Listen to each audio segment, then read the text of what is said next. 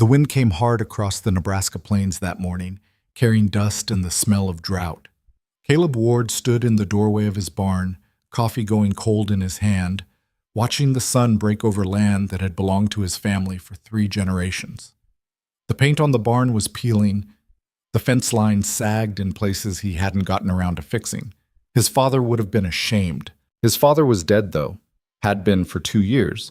Cancer took him slow, piece by piece, until there wasn't anything left but medical bills and a mortgage the farm couldn't support anymore. Caleb drained the last of his coffee, grimacing at the bitterness. He needed to get moving. The north pasture needed checking, and the irrigation system was making that grinding noise again, the one that meant another expensive repair he couldn't afford. He was halfway to his truck when he saw the dust trail on the access road. Nobody came out here. The nearest neighbor was 4 miles east, and they barely spoke. Caleb squinted against the morning glare, trying to make out the vehicle. Not a truck. Something low and sleek, completely wrong for these roads. A black Mercedes. It pulled up to his house with the kind of confidence that didn't belong here, tires crunching on gravel. The engine cut. The door opened. The woman who stepped out looked like she'd taken a wrong turn somewhere around Denver and just kept driving. Tailored black suit, heels that would sink straight into the dirt, dark hair pulled back so tight it probably hurt. She surveyed his property with the kind of assessment that made Caleb's jaw tighten. "Caleb Ward?"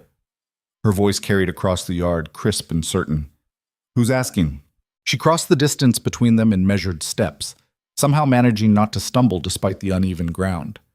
Up close, she was younger than he'd thought, maybe 30, with sharp features and eyes that looked like they'd already calculated 6 different outcomes to this conversation. "Lena Voss." She extended her hand. He didn't take it. "That's supposed to mean something to me?" "It means I own Voss Ag, which means I control about 40% of the agricultural distribution in this region." She lowered her hand, unbothered. "Which means the co-op you sell your wheat to. I decide what they pay for it." Caleb's grip tightened on his coffee mug.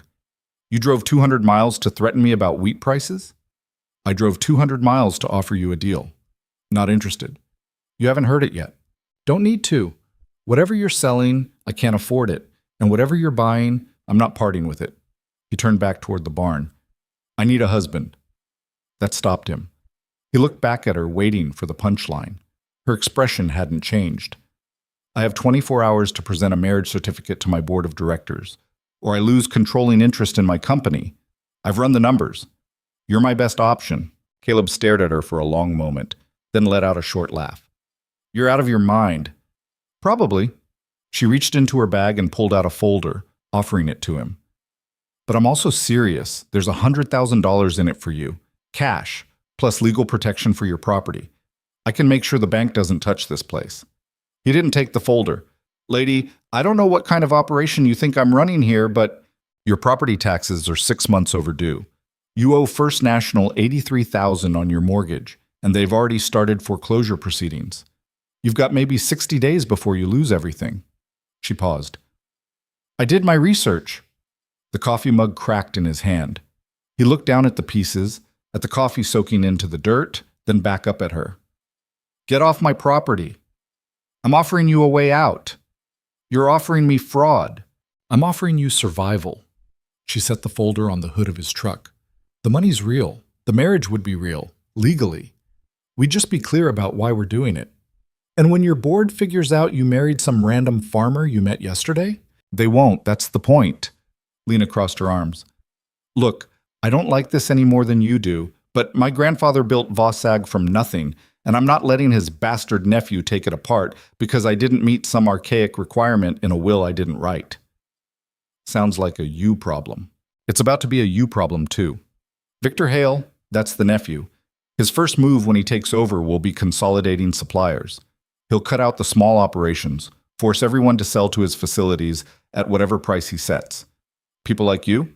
You'll be gone within a year. Caleb picked up the folder, looked at it, then tossed it back at her. "I've survived worse than market manipulation." "Have you survived losing your home?" The words hit harder than they should have. He thought about his father's workshop, still full of tools he couldn't bring himself to pack up. His mother's garden, overgrown now, but still there. The bedroom where he'd grown up, where his parents had grown up before him. "This is insane," he said quietly. "Yes. You could find anyone, someone in the city, someone who actually fits into your world. I don't have time to find anyone else, and everyone in my world wants something from me. You're just honest about it."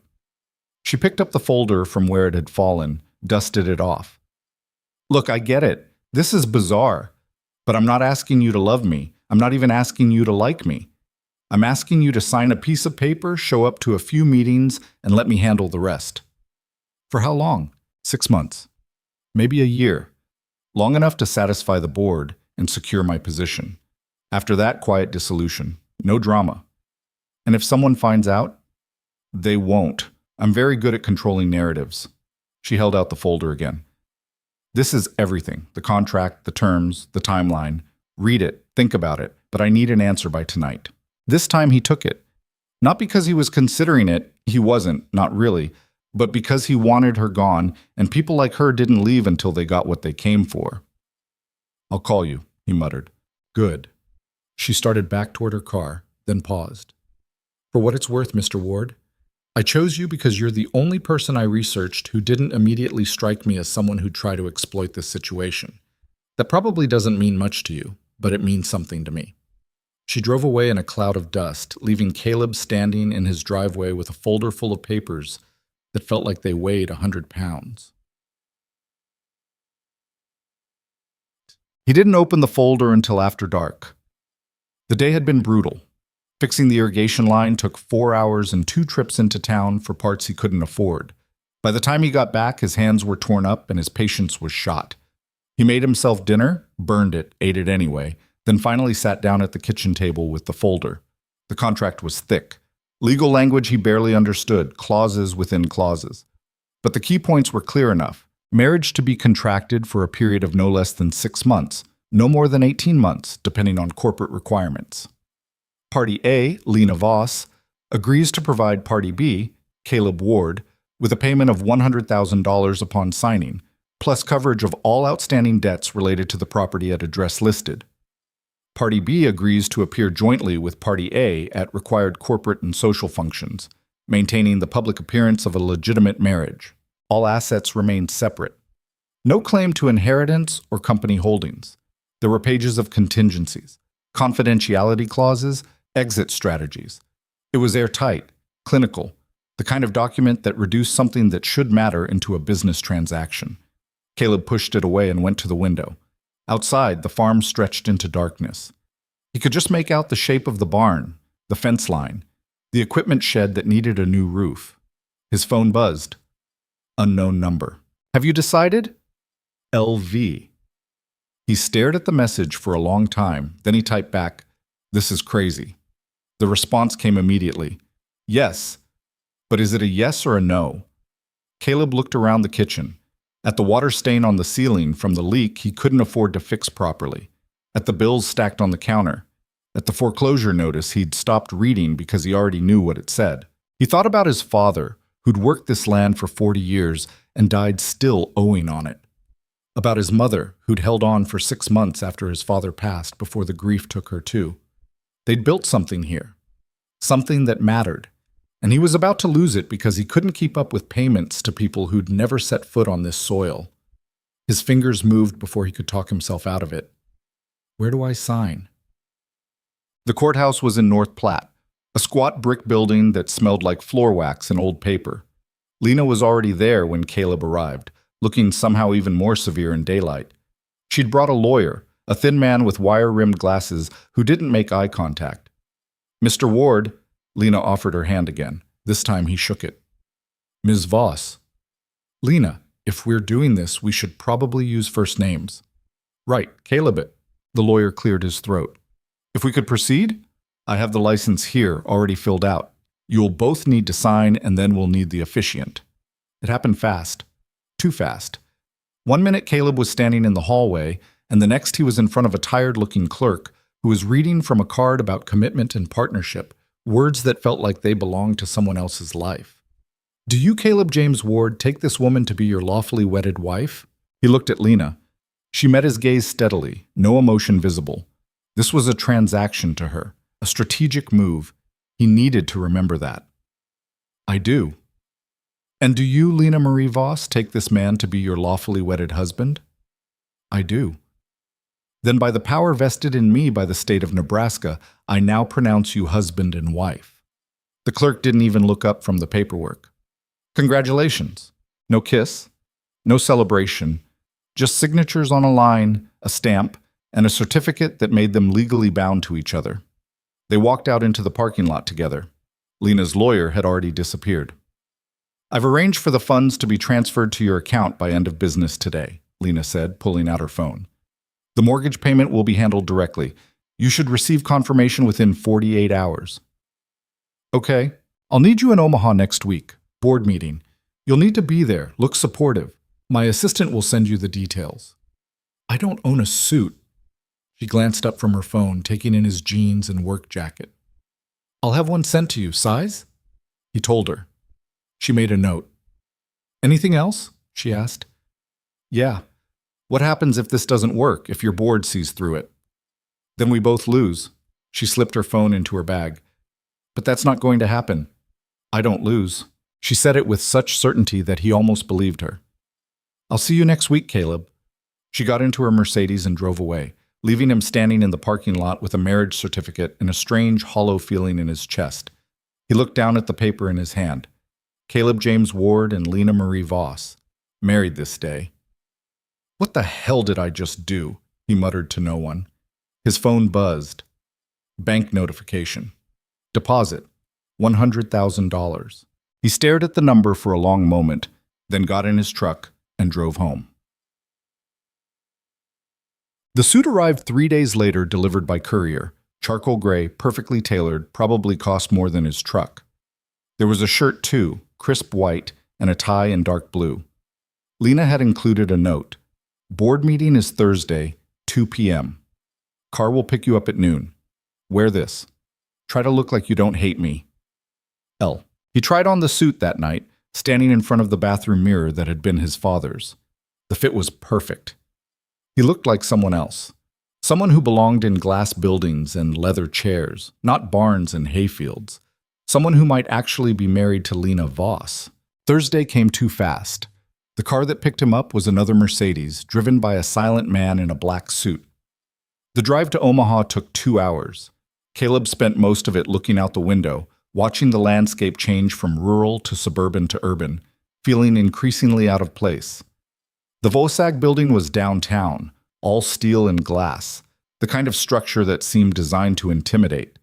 The lobby alone was bigger than his entire house. Lena met him on the 15th floor, emerging from an office with 2 assistants trailing behind her. She looked different here, more commanding, more certain.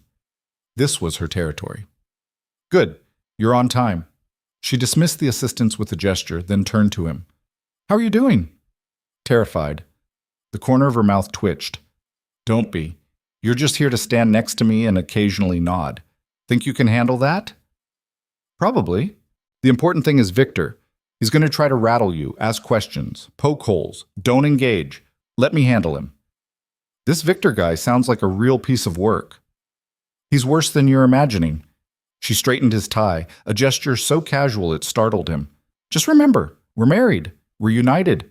He can't touch that. The boardroom was exactly what he expected. Long table, leather chairs, floor-to-ceiling windows overlooking the city. About a dozen people were already seated, and they all turned to look when Caleb and Lena entered. Gentlemen, ladies, Lena's voice shifted into something more formal. I'd like you to meet my husband, Caleb Ward. Caleb, this is the Vosag Board of Directors. The reactions varied. Some nodded politely. Others looked skeptical. One man, mid-50s, expensive suit, smile that didn't reach his eyes, stood up. Victor Hale. He extended his hand to Caleb. Lena's cousin. Well, second cousin. Family gets complicated. Caleb shook his hand. Victor's grip was just slightly too firm. A dominance play. Congratulations on the marriage, Victor continued, his tone carefully neutral. Quite sudden, wasn't it? I don't believe any of us even knew Lena was seeing anyone. We kept it private, Lena said smoothly, taking her seat at the head of the table. Caleb sat beside her. Shall we begin? The meeting was brutal. 3 hours of financial reports, strategic planning, market analysis. Caleb understood maybe a quarter of it, but he watched and he learned. Victor was smart. Everything he said sounded reasonable, supportive even, but there was poison underneath. Little comments about Lena's judgment, questions about her long-term vision, suggestions that maybe she was stretched too thin, and he kept circling back to the marriage. "I'm just curious, Caleb," Victor said about an hour in, his tone friendly. "What is it you do?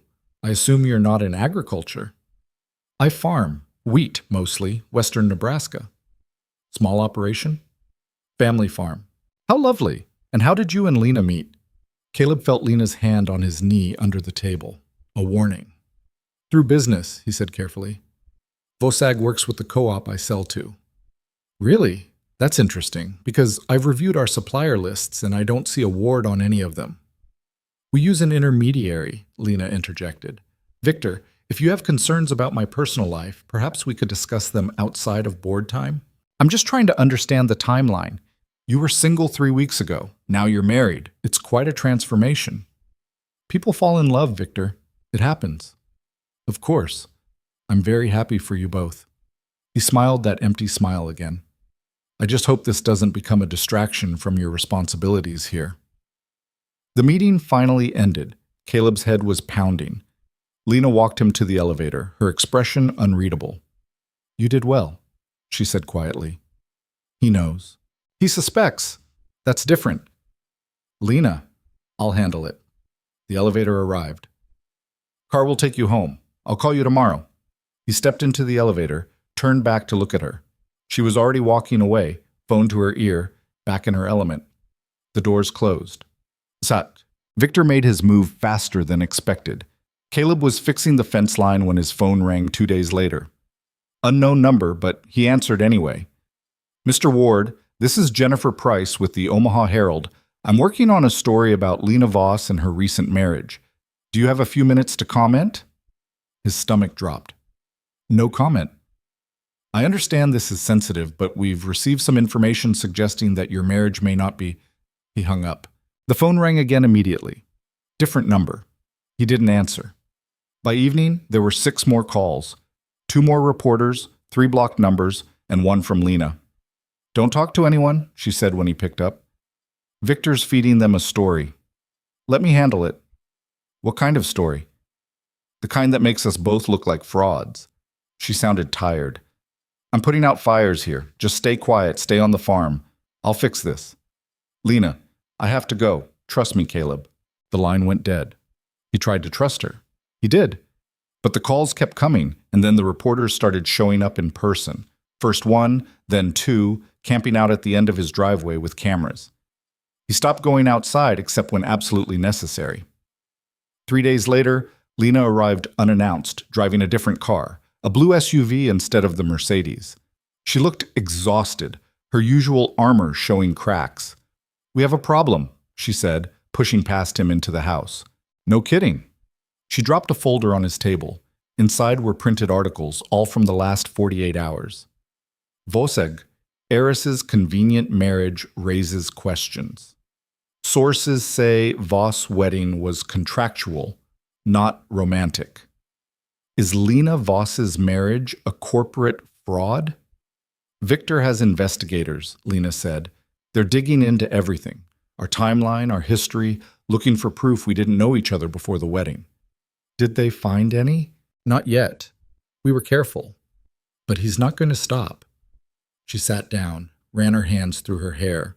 "The board is scheduling an emergency hearing. They want to review the validity of our marriage before confirming my position." "Can they do that?" "The company bylaws give them authority to investigate potential fraud that could impact corporate governance. So yes, they can." She looked up at him. "We need to make this look real, Caleb. Not just legal. Real." "How?" "You need to move in with me." He stared at her. "What?" "We can't be living in separate states. It looks exactly like what it is. An arrangement. I have a house in Omaha. You need to be there. I can't just leave the farm. Hire someone to manage it. I'll pay for it." "Lena, I can't." "Yes, you can. Because if we don't do this, we both lose everything. My company, your farm, all of it." She stood up, pacing. I know this isn't what you signed up for. It's not what I wanted either. But Victor is going to tear us apart if we give him any opening. We need to be bulletproof. Caleb looked around his kitchen, at the life he'd been trying so hard to hold on to. How long? He asked quietly. Until the hearing, maybe longer. I don't know. He thought about it. About leaving this place, even temporarily. About living in some city house with a woman he barely knew, pretending to be something he wasn't. But he also thought about losing it all. The farm, the legacy, everything his parents had built. Okay, he said finally. But I need to come back on weekends, check on things. Deal! She extended her hand. He shook it. And just like that, the arrangement became something more complicated. Something that required them to actually be in each other's lives, not just on paper. Pack a bag, Lena said. We leave in the morning. She left, and Caleb stood alone in his kitchen, wondering what the hell he'd gotten himself into, and if there was any way out that didn't end in disaster. Outside, the wind picked up, carrying dust across the empty fields. The storm was just beginning. Lena's house wasn't what Caleb expected. He'd imagined something cold and modern, all glass and steel like her office building. Instead, it was an older colonial in a tree-lined neighborhood, the kind of place that suggested roots, history, the kind of place that made their sudden marriage look even more suspicious. She pulled into the garage, killed the engine, and sat there for a moment without moving. This was my grandfather's house, she said finally. He left it to me when he died. I probably should have sold it, gotten something more practical, but I couldn't. Caleb looked at the boxes stacked along the garage walls. The garden tools hung neatly on pegboards. Signs of a life lived here, not just a house owned. I get it, he said. She glanced at him, something shifting in her expression. Yeah, I think you do. Inside, the house was tidier than his place, but not by much. Mail stacked on the kitchen counter, a coffee mug left in the sink, a blanket draped over the back of the couch. Evidence of someone who worked too much to care about perfect presentation. Guest room's upstairs, second door on the left, Lena said, setting her bag down. Bathroom's across the hall. I'm usually gone by 7, back around 8 if I'm lucky. There's food in the fridge. Help yourself to whatever. Lena. She turned, already halfway to the stairs. We should probably talk about how this is going to work, he said. What do you mean? I mean the rules, the boundaries. If we're living together, even temporarily, we need to be clear about what this is and isn't. She came back down, leaned against the doorframe. Okay, what are you thinking? Separate rooms, obviously. No pretending when it's just us. We're civil, professional, but we're not trying to be something we're not behind closed doors. Agreed. And I need to know what you expect when we're in public. What I'm supposed to say, how I'm supposed to act. I'm not good at lying. You don't have to lie. We are married. That's the truth. She crossed her arms. The rest is just letting people make their own assumptions. You don't volunteer information, don't explain ourselves. We're private people. That's not suspicious. It's just how some couples are. And when Victor asks questions, refer him to me. Always. She met his eyes. I know this is uncomfortable. I know you didn't sign up for this level of involvement, but I need you to trust me. I've been dealing with people like Victor my whole life. I know how they think, how they operate. If we stick together, if we don't give him any cracks to exploit, he can't win. Caleb nodded slowly. All right. But Lena, if this goes sideways, if it looks like we're both going down, I need you to cut me loose, save yourself. The farm isn't worth destroying your whole life over. That's not going to happen. You don't know that. No, she agreed. But I'm very good at making sure things go the way I want them to. She went upstairs, leaving him alone in the kitchen of a dead man's house, married to a woman he'd known for less than 2 weeks, wondering how the hell any of this was supposed to end well. He carried his bag upstairs. The guest room was simple but comfortable.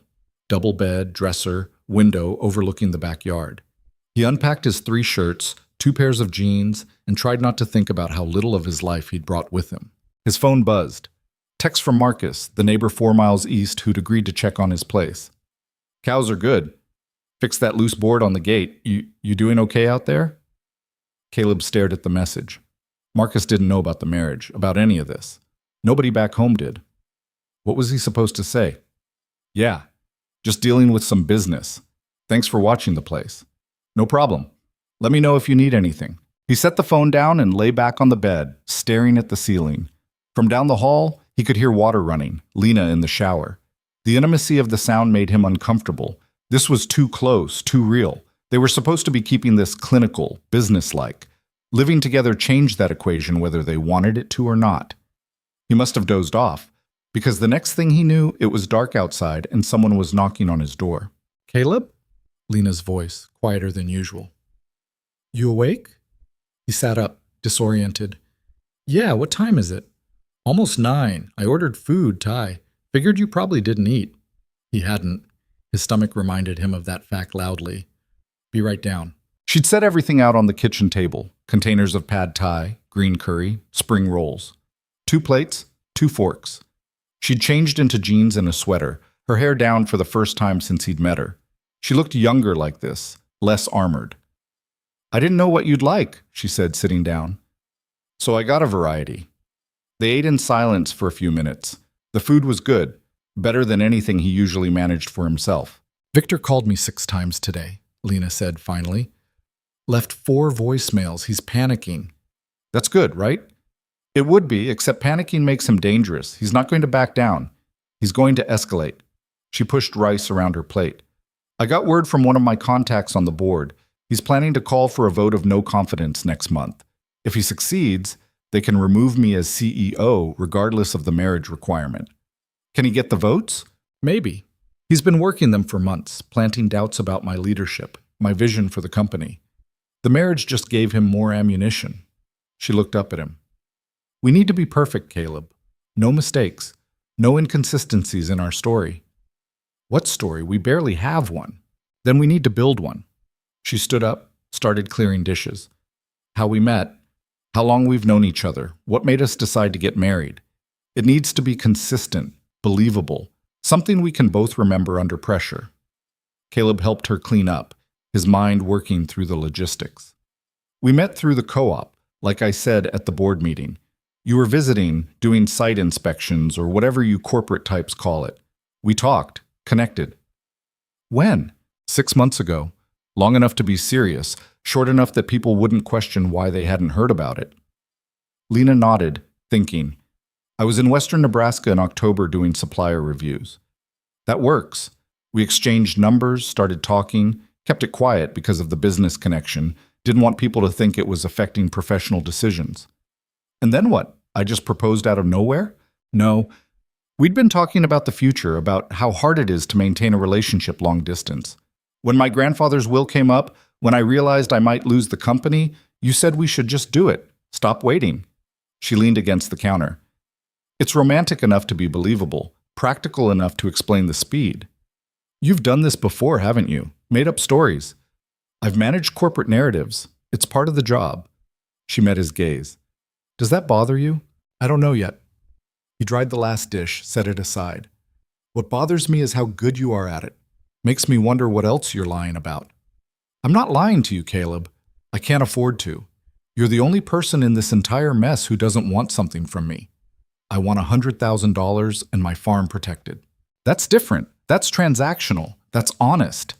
She moved past him, close enough that he caught the scent of her shampoo, something clean and simple, not the expensive perfume he'd expected.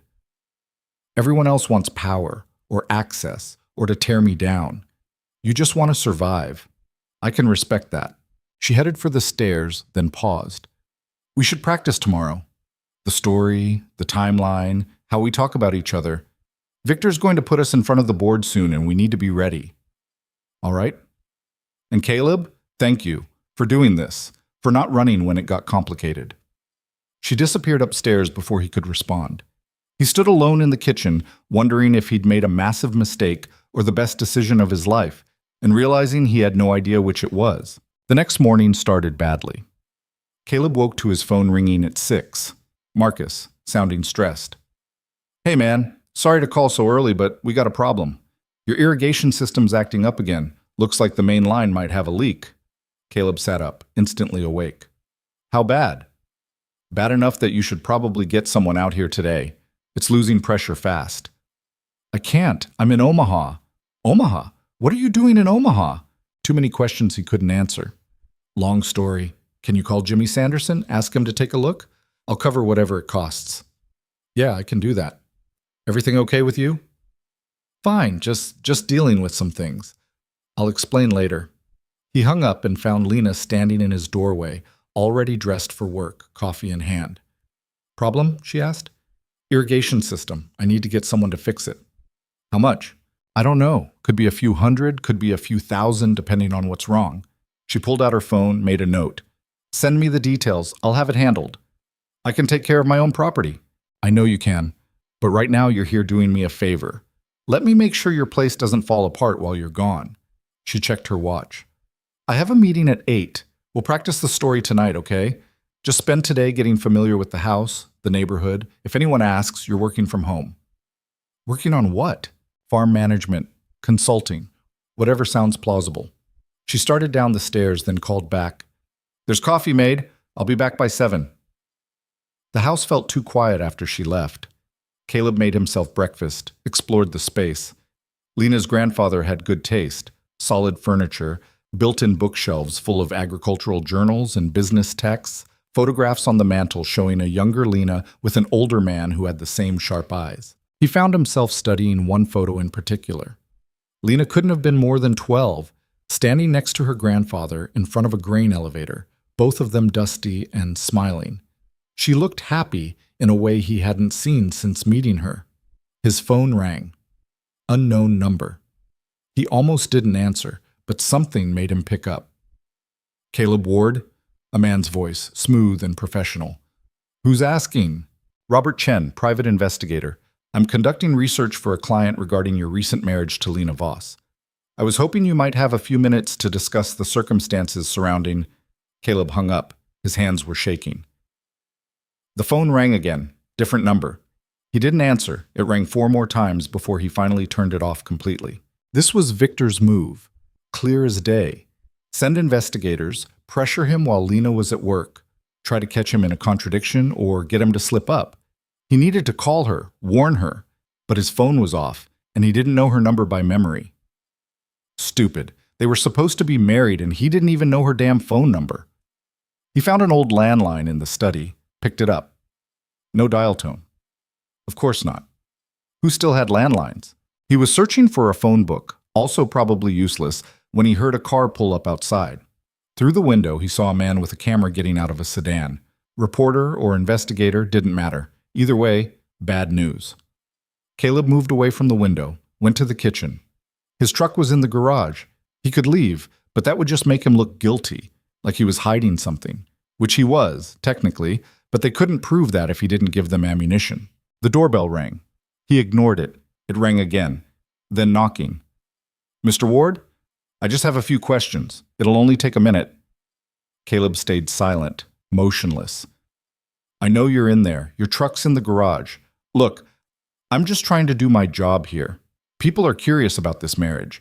You can talk to me or I can write the story without your input, but it's going to run either way. More knocking, louder this time. Caleb's jaw tightened. He went to the door, unlocked it, pulled it open. The man was younger than he'd expected, maybe 30, with a messenger bag slung over his shoulder and a digital recorder already running in his hand. Mr. Ward, thanks for... No, Caleb said flatly. I'm sorry? No comment. No interview. No conversation. You're on private property. Leave. I understand you're protective of your privacy, but the public has a right to know... The public has a right to nothing about my personal life. You've got 5 seconds to get off this porch. The reporter's expression hardened. Are you threatening me? I'm telling you to leave. That's not a threat. It's a request. The threat comes if you're still here in 5 seconds. They stared at each other. The recorder kept running. Finally, the reporter stepped back. Fine, but you should know, this kind of hostility just makes you look like you're hiding something. Or it makes me look like a man who values his privacy. Interpretation's up to you. He closed the door, locked it, and stood there breathing hard. His phone, still off, was buzzing insistently in his pocket. He turned it back on without thinking. Text messages, lots of them. He scrolled through. Most were from Lena. Don't answer the door. Don't talk to anyone. I'm sending security. They'll be there in 10 minutes. Are you okay? The last one was from 2 minutes ago. He typed back quickly. I'm fine. Reporter was just here. I didn't say anything. Her response came immediately. Good. Stay inside. This is going to get worse before it gets better. She wasn't wrong. By afternoon, there were 3 cars parked on the street, all with people watching the house. Security showed up, 2 serious men in suits who positioned themselves outside and made it clear the property was off limits. Caleb felt like a prisoner in someone else's house, which wasn't far from the truth. Lena came home early, pushing past the reporters with a curt, no comment that sounded more threatening than Caleb's had. She found him in the study, staring at agricultural reports he wasn't actually reading. You okay? She asked. Peachy. Loved being under siege. She sat down across from him, looking exhausted. Victor's burning through his budget on this. He's hired 3 different firms to dig into our backgrounds. Find anything? Not yet. But they're looking at everything, financial records, phone logs, social media. They're interviewing anyone who might know either of us. She rubbed her temples. My assistant quit today, said the pressure was too much. I'm sorry. Not your fault. This is Victor being Victor. She looked at him. The board hearing is scheduled for next Friday. That gives us 8 days to be the most convincing married couple in Nebraska. No pressure. Actually, massive pressure. But I think we can do it. She pulled out her laptop, opened it. I've been working on our timeline. Want to go through it? They spent the next 3 hours building their fake history, where they'd had their first date, a diner in Ogallala, neutral territory, public enough to be believable. When he'd first told her he loved her, after a long conversation about her grandfather, his parents, the weight of carrying on a legacy. Why they decided to marry so quickly. Because when you know, and life's too short to wait. It sounded good. It sounded real. That was the problem. We should have some physical familiarity, Lena said, not looking at him. Not anything inappropriate. Just comfort with casual touch. Married couples don't flinch when they're near each other. Okay, like what? Hand on the shoulder, arm around the waist, small gestures. She stood up, moved closer to him. Try putting your hand on my back. He did, feeling awkward, his palm against her shoulder blade. She was tense, he could feel it. Relax, she said. You first. She let out a short laugh and some of the tension broke. Okay, this is weird. Very weird. But necessary. She turned to face him, and suddenly they were very close, close enough that he could see the flecks of gold in her brown eyes. We need to look like we actually like each other, Caleb. That means not looking like I'm your parole officer every time we're in the same room. You kind of are, though. I'm really not. I'm just a woman trying to keep her company and asking for your help. That's all this is. Something in her voice made him believe her. Not the corporate polish, not the practiced confidence, just exhaustion and honesty. All right, he said quietly. Let's practice. They spent another hour working on it, standing close without awkwardness, casual touches that didn't feel forced, looking at each other without the constant guardedness that had defined their interactions. It was strange, artificial, but gradually it started to feel less wrong. Better, Lena said finally, stepping back. We might actually pull this off. Might. I'll take might over definitely screwed. She checked her phone, frowned. I need to make some calls. There's stuff in the fridge if you want dinner. I can cook. She looked surprised. Yeah? I'm not helpless. I've been feeding myself for years. I didn't mean... She caught herself. That would actually be great. I can't remember the last time someone cooked for me. He made pasta, nothing fancy, with a sauce he threw together from whatever was in her pantry. She worked in the study, her voice carrying through the house in tense, clipped sentences. By the time he had food on the table, she sounded ready to throw her phone through a window. Everything okay? He asked when she finally emerged. Victor convinced 2 board members to flip. We're losing ground. She sat down, looked at the plate he'd set in front of her. This looks good. It's just pasta. It's someone giving a damn. That counts for something. They ate in silence, but it felt different than before. Less like strangers forced together, more like 2 people sharing the same foxhole, trying to survive the same war. Tell me about your grandfather, Caleb said eventually. Lena looked up, surprised. Why? Because if we're supposed to have fallen in love over conversations about family legacy, I should probably know something about yours beyond what's in corporate filings. She set down her fork, considered. He was tough. Came from nothing, built Vossag from a single grain elevator into what it is now. He believed in hard work, integrity, doing right by the people who depended on you. She smiled slightly. He would have liked you, actually. You remind me of him. How? You don't bullshit. You say what you mean. You do what you promise. She paused. Victor's nothing like him. My grandfather knew that. That's why he put the marriage requirement in the will. He was trying to make sure I had a partner, someone stable. He just didn't live long enough to realize I'd have to manufacture one. You think he'd be disappointed? In the method? Probably. In the outcome? She looked at him. I don't know yet. Depends on whether we win. After dinner, Caleb washed dishes while Lena returned phone calls. He could hear the strain in her voice, the way she was working to keep everything together through sheer force of will. Around 10, she appeared in the kitchen doorway again. I'm going to bed. Early meeting tomorrow. She hesitated. Thank you for dinner, for today, for not bailing when this turned into a circus. We had a deal. Deals get broken all the time. You didn't have to stay. Yeah, I did. I gave you my word. Something shifted in her expression. Respect, maybe, or recognition. Your word actually means something to you, doesn't it? Doesn't it to you? It should. My grandfather taught me that. But somewhere along the way, I forgot. She turned toward the stairs. Good night, Caleb. Night. He stayed up another hour, checking messages from Marcus about the irrigation repair, expensive but necessary, and trying not to think about how complicated this was all becoming. The next few days fell into a strange rhythm. Lena left early, came home late. Caleb managed farm business remotely, fielded increasingly aggressive calls from investigators, and tried to ignore the reporters who'd set up semi-permanent camp outside. They practiced their story every night, refining details, building consistency. And slowly, something changed.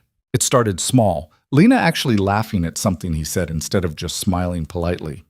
Caleb making coffee the way she liked it without being asked. Comfortable silences instead of awkward ones. Friday night, she came home particularly wrecked. Bad meeting, another board member wavering, Victor gaining ground. She dropped her bag by the door and just stood there, looking defeated. Want to talk about it? Caleb asked. Not really. Want a drink? Yeah, that sounds good. He found whiskey in her grandfather's study, poured 2 glasses. They sat on the back porch watching the sunset, not talking. I might lose, Lena said eventually. Victor's good at this, better than I gave him credit for. You're not losing yet. The hearing's in a week. If we can't convince them, we will. She looked at him. How can you be so sure? Because the alternative is unacceptable, so we don't accept it. He took a drink. My dad used to say that about the farm. Every year something tried to kill it. Drought, market crash, disease. Every year he'd say the same thing. Losing isn't an option, so we find another way. Did it work? For 40 years. Right up until the cancer. I'm sorry. Don't be. He lived the life he wanted. Died knowing he'd built something that mattered. Caleb studied his glass. That's what you're trying to do, right? Keep building what your grandfather started? Yeah, except he did it by actually being good at business. I'm doing it by faking a marriage and hoping no one notices. You're also doing it by working 16-hour days and fighting off corporate vultures. Don't sell yourself short. She'd laughed quietly. You're surprisingly good at pep talks for someone who barely talks at all. I talk when it matters. They sat in comfortable silence until the sun disappeared completely. Then Lena stood, stretched. I should sleep. Long day tomorrow. Lena? She turned back. We're going to win this, he said. I don't say things I don't mean. She held his gaze for a long moment. I'm starting to believe that. The weekend brought a brief reprieve. No reporters, no phone calls, just quiet. Caleb drove back to the farm Saturday morning, needing to see it, to touch dirt that was actually his. Marcus met him at the fence line. Irrigation's fixed. Cost about $2,000, but it should hold now. Thanks for handling it. No problem. Marcus hesitated. You going to tell me what's going on with you? Town's got all kinds of rumors flying around. Caleb leaned against the fence, looking out over his land. The wheat was coming in green and strong despite everything. I got married, he said finally. Marcus's eyebrows shot up. You what? Married. 3 weeks ago. To who? I didn't even know you were seeing anyone. Her name's Lena. She runs Vossag. The Vossag? The big agricultural conglomerate? That's the one. Marcus whistled low. Well, damn, Caleb. That's either the best decision you ever made or the worst. Can't tell which yet. Makes two of us. He spent the day working, fixing things that had broken, checking equipment, walking his land. It felt good to have dirt under his boots again, to do work that made sense. No corporate intrigue, no lies, just honest labor. But by evening, he found himself thinking about getting back to Omaha. About Lena, alone in that big house, probably still working. About whether she'd eaten anything all day. He texted her, "Want me to pick up food on the way back?" Her response came 20 minutes later. That would be great. Chinese? He stopped at a place she'd mentioned liking, got enough for 2+ leftovers, and drove back. She was still in her study when he arrived, laptop open, phone to her ear. But she smiled when she saw him, a real smile, and something in his chest tightened. This was getting complicated. This was supposed to be business, a transaction. But sitting across from her eating dumplings, listening to her talk about her week, watching her finally relax, it didn't feel like business anymore. It felt like something else. Something that might actually be real. And that scared him more than Victor, more than the hearing, more than any of it. Because this wasn't part of the deal. This wasn't something he'd signed up for. But it was happening anyway, whether he wanted it to or not. Monday morning hit like a freight train. Caleb woke to shouting outside, protesters, maybe a dozen of them, holding signs about corporate fraud and demanding transparency. Security was already trying to move them back from the property line, but the damage was done. The circus had found a new act. Lena was already dressed, standing at the window with her coffee, watching the scene unfold with an expression that could have frozen water. "Victor's getting creative," she said without turning around. "Those people actually care about corporate fraud? Or did he pay them to show up?" "Does it matter? They're here. The news crews will be here in an hour." She finally looked at him. "We need to go to work together today. Show a united front. Can you be ready in 20 minutes? I'm not exactly dressed for your office." "There's another suit in your closet. I had it sent over yesterday." Of course she had. Caleb wondered if there was any scenario she hadn't planned for, any contingency she hadn't already mapped out 3 moves ahead. 20 minutes later, they walked out together, Lena's hand tucked into the crook of his arm. The protesters surged forward, shouting questions, accusations. Security held them back, but barely. Camera flashes went off like strobe lights. "Mrs. Voss, is it true your marriage is a sham?" "Mr. Ward, how much did she pay you?" "Is Vossag engaging in corporate fraud?" Lena kept walking, her expression neutral but her grip on Caleb's arm tight enough to hurt. He matched her pace, kept his mouth shut, tried to look like a man defending his wife rather than a man way out of his depth. They made it to her car. She drove fast, hands white-knuckled on the wheel. "That was a taste of what the hearing's going to be like," she said. "Except it'll be worse because Victor will be orchestrating every question, every attack. I can handle it." "Can you? Because if you freeze up there, if you hesitate even for a second, they'll tear us apart." "I won't freeze." She glanced at him, something sharp in her eyes. "You say that now. Wait until you're sitting across from 12 board members who think you're a con artist, and Victor's lawyer is asking you to detail every conversation we've ever had, every moment we've supposedly shared." She turned back to the road. "This isn't your world, Caleb. These people eat guys like you for breakfast." "Guys like me?" "Honest guys, simple guys. People who think telling the truth matters." The words stung more than they should have. "And what are you, complicated and dishonest?" "I'm a survivor. I do what needs to be done." Her jaw tightened. "You think I like this? You think I enjoy manipulating narratives and playing games? I hate it. But it's the only way to win in my world." "Then maybe your world's broken." "Of course it's broken. But it's still the world, and I still have to live in it." They drove the rest of the way in silence. The Vossag building loomed ahead, all that glass and steel somehow looking more hostile than before. Lena pulled into her reserved spot, killed the engine, but didn't move to get out. "I'm sorry," she said quietly. "That was unfair. You've done everything I've asked and more. I shouldn't take my stress out on you." "We're both stressed." "Yeah, but I'm the one who dragged you into this mess. The least I can do is not be terrible to you in the process." She finally looked at him. Victor called my lawyer this morning. He's subpoenaing our phone records, financial transactions, everything. He's building a timeline to prove we didn't know each other before October. Did we leave any holes? I don't think so, but he only needs one inconsistency, one piece of evidence that doesn't line up, and the whole thing falls apart. Caleb thought about that, about how many phone calls they'd actually had before the wedding. 0. How many times they'd been seen together in public before the courthouse. 0. How their entire relationship existed only in carefully constructed lies and a marriage certificate. We need something real, he said. What do you mean? I mean evidence that isn't manufactured. Something that shows we actually spent time together, actually built something. He rubbed his face, thinking. What if we went somewhere this week, made sure people saw us, remembered us, created a memory that can't be picked apart because it actually happened? Lena considered this. Like a trip? Like acting like an actual married couple for a few days. Go somewhere, be seen, leave a trail that investigators can follow and find exactly what they're looking for. 2 people who are actually together. That's not the worst idea. She pulled out her phone, started typing. There's an agricultural conference in Kansas City on Wednesday. I was planning to skip it, but if we both went, stayed at the hotel, attended together, that's a legitimate business reason to be traveling with hundreds of witnesses. Would Victor know we were there? Definitely. His spies are everywhere. She looked up from her phone. But that's the point, right? We're not hiding. We're just being a married couple doing married couple things.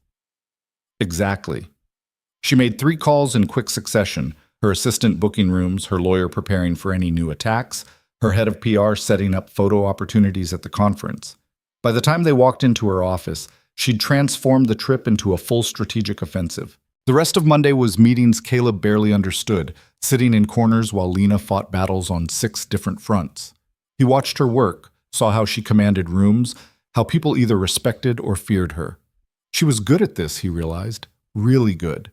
Whatever else this marriage was, it had at least shown him that Lena Voss was someone worth fighting for, even if she'd never believed that about herself. Tuesday brought worse news. Victor had convinced another board member, putting the vote at 6-6. The hearing would be the tiebreaker, the final determination of who controlled Vossag's future. We're running out of time, Lena said that night, pacing the kitchen. The hearing's Friday. If we don't shift momentum before then— Kansas City, Caleb interrupted. We go tomorrow, spend 2 days being visible, being real. Come back Thursday with enough evidence to bury Victor's fraud theory. And if it's not enough, then we fight harder Friday.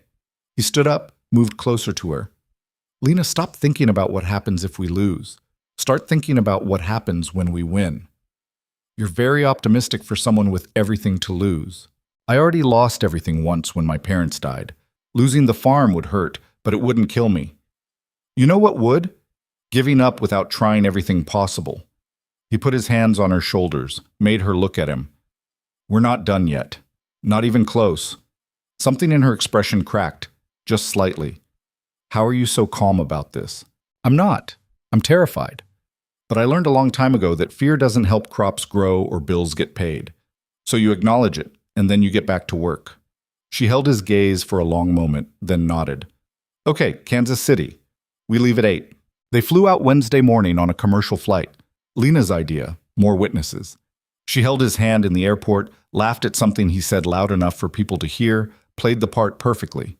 Caleb tried to match her energy, but it felt strange, performative, until he realized she was leaning into him naturally, that her laugh was real, that maybe she wasn't entirely performing. The conference was exactly what he expected. Hundreds of people in business attire talking about yields and markets and distribution chains. Lena was in her element, networking, making connections, with Caleb at her side being introduced as her husband to everyone they met. This is Caleb, she'd say, and there was something in her voice that sounded almost proud. He runs a farm in western Nebraska, actually knows what he's talking about when it comes to wheat production. People were curious, friendly even. A few made comments about the sudden marriage, but Lena deflected smoothly, turning every question into a statement about how sometimes you just know, how waiting doesn't make sense when you found the right person. By dinner, Caleb's face hurt from smiling. They sat at a table with other executives, and he mostly listened, contributing when asked about farming practices, but otherwise staying quiet. Lena's hand found his under the table at one point, squeezed briefly. Support or performance? He couldn't tell anymore. Back in their room, one room, two beds, because married couples don't book separately, Lena collapsed onto her bed fully dressed. "I hate these things," she said to the ceiling. 3 hours of talking about profit margins with people who've never actually gotten dirt under their nails. "You were good at it, though. Years of practice." She turned her head to look at him. "Thanks for backing me up in that conversation about sustainable farming.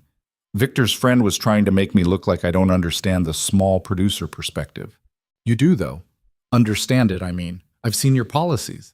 You actually give a damn about people like me. My grandfather did. I'm just trying to keep his vision alive." She sat up, started removing her heels.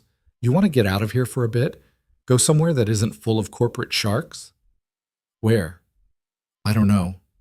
Anywhere." She looked at him with something that might have been hope. "I need to remember why I'm fighting so hard for this company. Maybe you can remind me." They ended up at a dive bar 3 blocks from the hotel, completely wrong for how they were dressed, but perfectly right for what they needed. Lena ordered whiskey neat, Caleb got a beer, and they found a corner booth away from the noise. "Tell me about your parents," Lena said after her second drink. Not the sanitized version, the real story. So he did. He told her about his father's stubbornness, how the man would rather die than admit defeat, about his mother's quiet strength, how she held everything together even when it was falling apart. About the morning he found his father collapsed in the barn, the 6 months of treatment that drained their savings and their hope, the day they finally had to accept it wasn't going to get better. "He died at home," Caleb said quietly, "in the bedroom where he'd slept his entire life. Mom was holding his hand. I was standing in the doorway trying to figure out how to keep going without him."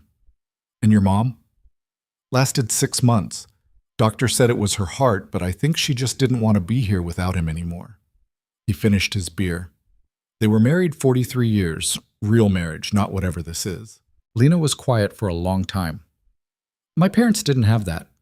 They were married because it made sense on paper, merging families, combining resources. They were civil to each other, maybe even fond. But love? I don't think so." She traced patterns in the condensation on her glass. "That's why my grandfather put the marriage requirement in the will. He wanted me to have a partner, someone who actually cared. He just didn't realize I'd be so terrible at finding one that I'd have to fake it." "You're not terrible at it. You just haven't had time. You've been too busy saving your company. Or maybe I'm just like my parents, good at transactions, bad at actual connection." She looked up at him. "Do you think people like me can actually fall in love? Or are we too calculated, too strategic? I think people are more complicated than that. I think you can be both. Strategic when you need to be, real when it matters." He paused. "You've been real with me, Lena. Maybe not at first, but lately, I see it." "What do you see?" "Someone who's scared she's going to lose everything her grandfather built. Someone who works too hard and doesn't sleep enough. Someone who actually cares about doing the right thing, even when it's not the easy thing." He met her eyes. Someone worth knowing. Something shifted in her expression. Walls coming down, armor cracking. "You're dangerous, you know that?" "How?" "You make me want things I shouldn't want. Like honesty instead of strategy, like actual connection instead of performance." "Would that be so bad?" "It would complicate everything." "Everything's already complicated." She laughed, short and sharp. "Fair point." She stood up, slightly unsteady. "We should get back. Big day tomorrow." They walked back to the hotel in silence, but it felt different than the silences before. Charged, uncertain, balanced on the edge of something neither of them was ready to name.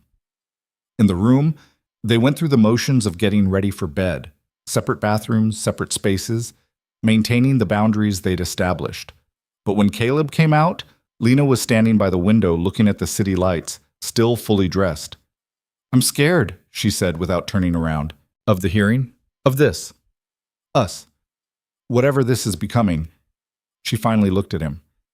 "We were supposed to keep it simple, transactional, but it's not anymore, is it?" Caleb knew he should lie, should tell her it was still just business. But he told her he didn't lie, and he meant it. "No," he said quietly. "It's not. That's a problem." "Why?" "Because when this ends, And it will end, Caleb, one way or another. It's going to hurt. And I don't do hurt well. Maybe it doesn't have to end. Everything ends. Contracts expire. People leave. That's just how life works. Not always.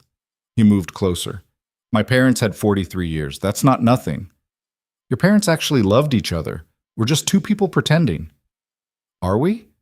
Still pretending? The question hung between them. Lena opened her mouth, closed it, looked away. I don't know, she said finally. I don't know what's real anymore. Then maybe we figure it out together, after Friday, after all this is settled. And if we lose Friday, we won't. But if we do, then we still figure it out, he said firmly, because whatever this is, whatever we're becoming, it's worth more than a corporate hearing or Victor's games. She looked at him for a long moment, something vulnerable in her eyes that he'd never seen before. Then she crossed the space between them and kissed him. It wasn't gentle or romantic or any of the things kisses in movies were. It was desperate and uncertain and tasted like whiskey and fear. But it was real. The first completely real thing between them since this whole mess started. When she pulled back, she looked shaken. That was a mistake, she said. Was it? It has to be. We can't. This complicates everything. Or it simplifies it. He touched her face gently. What if we stopped worrying about strategy and just let ourselves feel what we're feeling? That's not how I work. That's not how any of this works. Maybe it should be. She stepped back, putting distance between them. We should sleep. Tomorrow's going to be brutal. She retreated to her bed, turned away from him. Conversation over. But Caleb could see the tension in her shoulders, hear the unsteady breathing that said she was just as affected as he was. He lay in his own bed, staring at the ceiling, knowing everything had just changed and having no idea what happened next. Thursday was a blur of final conference sessions and knowing looks from people who'd seen them together. They played their parts perfectly. The devoted couple, the partnership that made sense.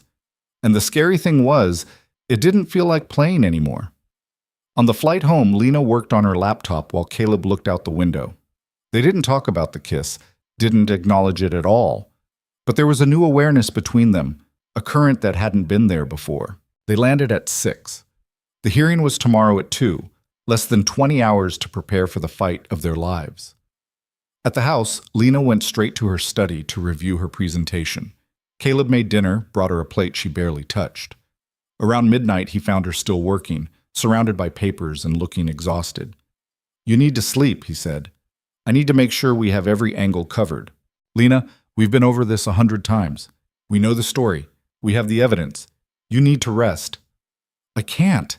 If I stop moving, I'll start thinking about all the ways this could go wrong. He took the papers out of her hands, set them aside. Then think about the ways it could go right. We spent 2 days in Kansas City being seen by hundreds of people. We have hotel records, photographs, witnesses. Victor can question our timeline all he wants, but we just created evidence that can't be disputed. Unless someone saw through it, realized we're performing. We're not, though. Not entirely. He pulled her to her feet. Come on, you're going to bed. Caleb, no arguments. You're no good to anyone exhausted. Sleep for 6 hours, wake up ready to fight. That's the plan. She let him guide her upstairs, too tired to resist. At her bedroom door, she paused. Thank you, she said quietly. For everything, for not giving up on this, on me. Whatever happens tomorrow, I want you to know that. We're going to win. You keep saying that. Because it's true. He squeezed her hand. Get some sleep, Lena. Tomorrow, we show Victor exactly what he's up against. He went to his own room, but sleep didn't come easy. He kept replaying the last few weeks, how quickly everything had escalated, how much had changed, how a woman he'd met as a stranger had become someone he couldn't imagine not knowing. Somewhere around 3 a.m., he heard movement in the hallway. Lena's door opening, footsteps, then a soft knock on his door. Yeah, he called out. She opened the door, silhouetted in the hallway light. I can't sleep. Keep running through worst-case scenarios. Want company? Yeah, I think I do. She came in, sat on the edge of his bed. They didn't talk, didn't touch, just sat together in the darkness, two people facing down tomorrow's battle and finding comfort in not being alone. Eventually, exhaustion won. Lena dozed off, sitting up, her head dropping onto his shoulder. Caleb carefully adjusted so she could lie down properly, pulled a blanket over her. She murmured something in her sleep, reached for his hand.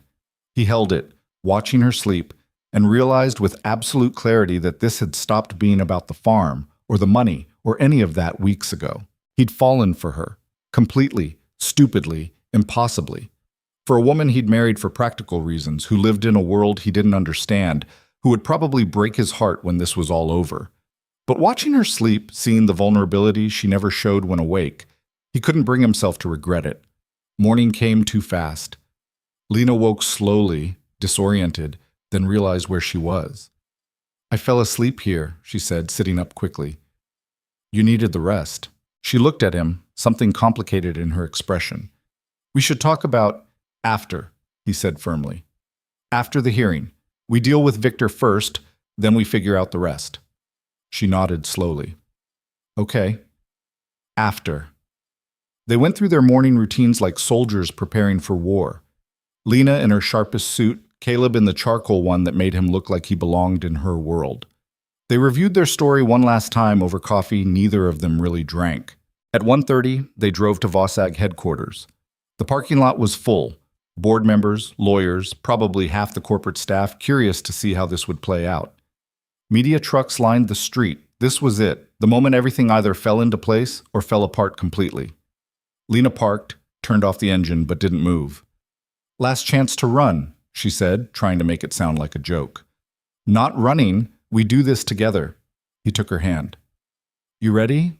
"No, but I'm doing it anyway." They walked in together, hand in hand, facing whatever came next with something that felt a lot like courage, and maybe, just maybe, something deeper than either of them was ready to admit. The conference room was packed. The entire board sat along one side of the massive table. Victor was there too, looking confident, flanked by two lawyers who probably cost more than Caleb's entire farm. Other executives filled the remaining chairs, and someone was setting up recording equipment. This was really happening. Caleb and Lena took their seats across from the board. Her hand found his under the table again, gripped tight. He squeezed back, trying to transfer some of his certainty to her. The board chairman, an older man named Richardson, called the meeting to order.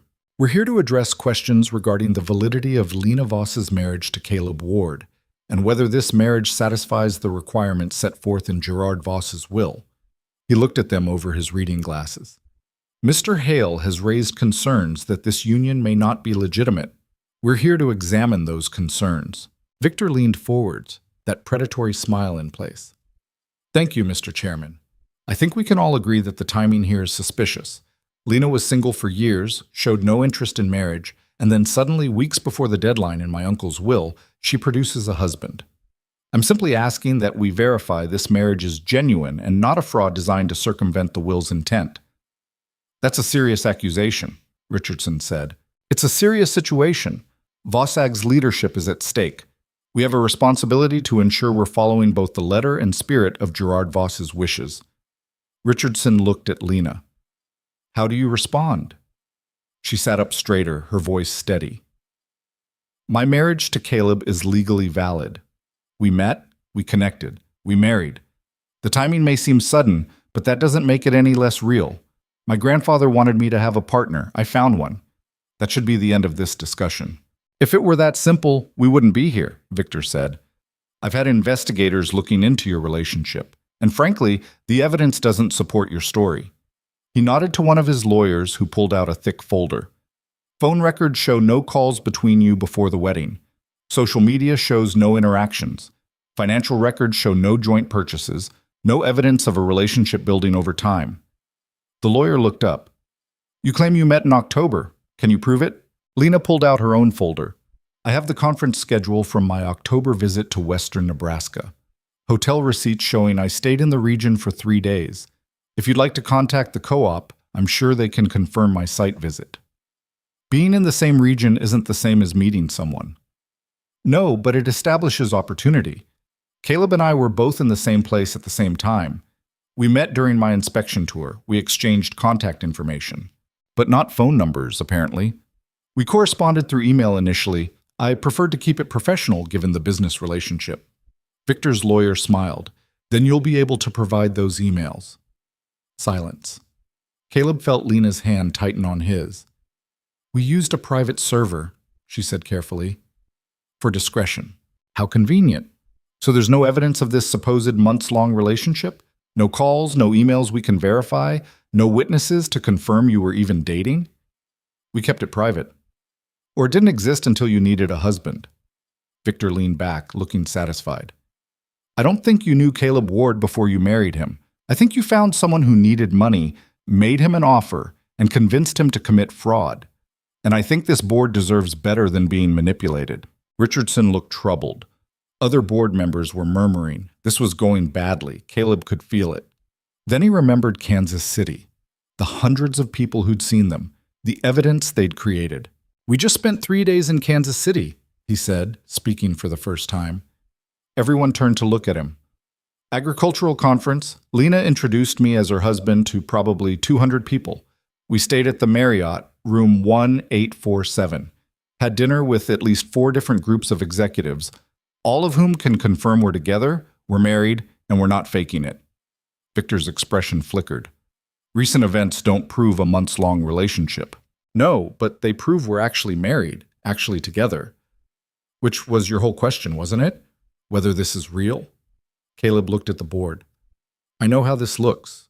I know the timing seems suspicious, but I also know that sometimes life doesn't follow a neat timeline. Sometimes you meet someone and things move fast because they feel right.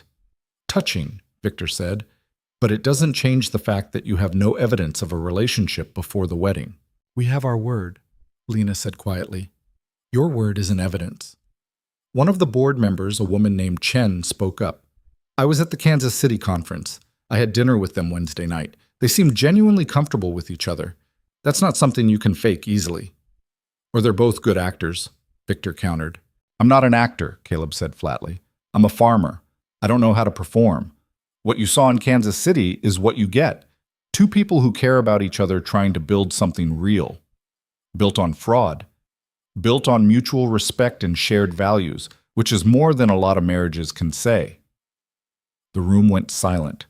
Richardson looked between them, clearly conflicted. I think we need a recess, he said finally. The board will deliberate privately. We'll reconvene in 1 hour with our decision. Everyone filed out except Caleb and Lena. They sat alone in the massive conference room, the weight of uncertainty crushing. That was bad, Lena said. It wasn't great. Victor's winning. I can see it on their faces. We're not done yet. She turned to him, eyes bright with something that might have been tears. What if we lose? What if all of this was for nothing? Then we figure out what comes next, together. He took both her hands in his. But we're not losing, not yet. How can you be so sure? Because I refuse to believe doing the right thing ends badly. He pulled her closer. We did our best, Lena. Whatever happens now, we did our best. She leaned into him, resting her forehead against his shoulder. They stayed like that, 2 people holding each other against the uncertainty, until the board called them back. The hours stretched like pulled wire, tight and ready to snap. Caleb and Lena waited in a smaller conference room down the hall, neither speaking, both lost in their own versions of what came next. Through the walls, they could hear muffled voices from the board's deliberation room, raised at times, then quiet, then raised again. Victor's lawyers had set up camp in the lobby, looking confident. That worried Caleb more than anything. Lena was pacing, wearing a path in the carpet. She'd pulled her hair out of its tight bun, was running her hands through it repeatedly. The armor was cracking, showing the fear underneath. Sit down, Caleb said gently. You're going to wear yourself out. I can't sit. If I sit, I'll fall apart. Then fall apart. We're alone. Nobody's watching. She stopped pacing, looked at him. If I start, I won't stop, and I need to be strong when they call us back. Being scared doesn't make you weak. In my world, it does. She leaned against the window, staring out at the city below. My grandfather used to say that sharks smell blood in the water.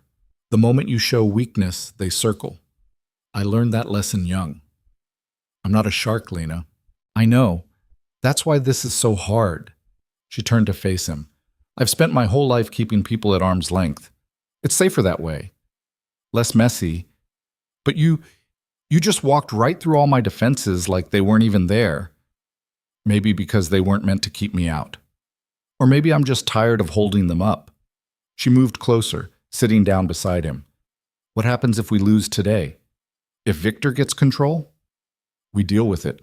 He'll destroy everything my grandfather built, turn Vossag into exactly the kind of company we both hate, one that crushes small farmers, prioritizes profit over people. Everything I've fought to prevent.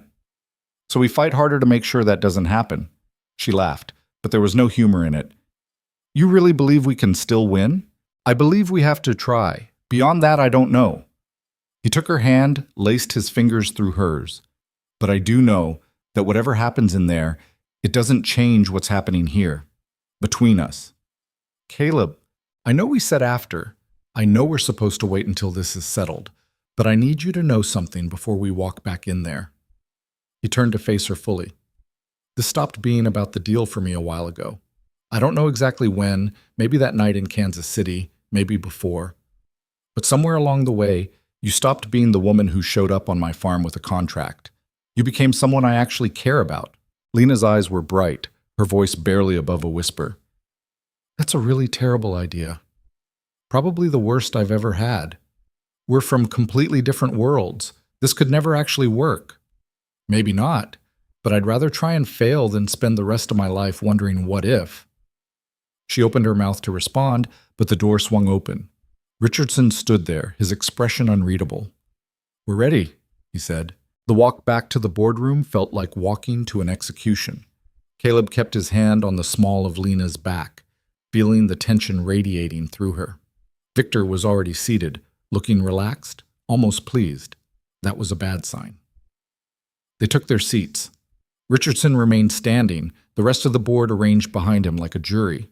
Caleb counted expressions, 3 sympathetic, 4 neutral, 5 that looked like they'd already sided with Victor. The math wasn't good. We've reviewed the evidence presented and deliberated extensively, Richardson began. This is not a decision we take lightly. The integrity of Vossag and respect for Gerard Voss's wishes are both paramount concerns. Here it comes, Caleb thought, the careful language that preceded bad news. However, we've also considered the spirit of Gerard's will, not just the letter. He wanted his granddaughter to have a partner, someone to stand beside her as she led this company. Richardson paused. The question before us is whether Caleb Ward fulfills that role. He doesn't, Victor interjected. This marriage is a sham. You've made your position clear, Victor. Richardson's tone sharpened. The board has deliberated. We'll announce our decision now. Lena's hand found Caleb's under the table, gripped so hard it hurt. While we have concerns about the timeline and lack of documented evidence of a prior relationship, we also recognize that modern relationships don't always leave traditional paper trails. People communicate through methods that may not be easily verified. They keep relationships private for personal and professional reasons. Richardson looked directly at Lena and Caleb. More importantly, the evidence from Kansas City and testimony from board members who interacted with you there suggests a genuine partnership. That carries weight. Caleb felt a flicker of hope. Lena's grip loosened slightly. Therefore, the board has decided. Richardson was cut off by a commotion at the door. Someone pushing through, arguing with security. A young woman in a business suit, breathless, holding a folder. I'm sorry, Mr. Richardson, but this can't wait. It was someone from legal. Caleb remembered seeing her around the building. We just received this. It's urgent. Richardson frowned, took the folder, opened it. His expression changed immediately, shock, then anger. He looked up at Victor. Did you know about this? Victor's confidence faltered. Know about what? Richardson handed the folder to Chen, who read it and went pale. Oh my God. What is it? Lena asked. Chen looked at Victor with undisguised disgust. Sabotage. Documented sabotage of Caleb Ward's property. Irrigation system damage, equipment tampering, and She flipped a page. Arson. The fire at your storage facility 3 weeks ago? It wasn't an accident. The room erupted. Everyone talking at once, Victor on his feet protesting, his lawyers scrambling. Caleb sat frozen, processing what he'd just heard. The fire that had nearly wiped him out, that had destroyed a season's worth of stored grain, that had been Victor? That's ridiculous, Victor was saying, but his voice had lost its certainty. I've never even been to Nebraska. Why would I? Because intimidation is your preferred method of operation, Richardson said coldly. According to this report, you hired contractors to make Mr. Ward's life difficult, hoping he'd back out of the marriage, or that the stress would cause fractures in the relationship. He held up another document. You also attempted to bribe 3 board members to vote in your favor. We have emails, Victor. Your own words. The color drained from Victor's face. Those emails are confidential. You had no right. A whistleblower came forward. Someone in your own office who was disturbed by your methods. Chen stood up. You didn't just question the marriage, Victor. You actively tried to destroy it. You put lives at risk with that fire. You broke multiple laws. This is a setup. Lena probably fabricated. I didn't know about any of this, Lena said quietly, but there was steel in her voice. But I'm not surprised.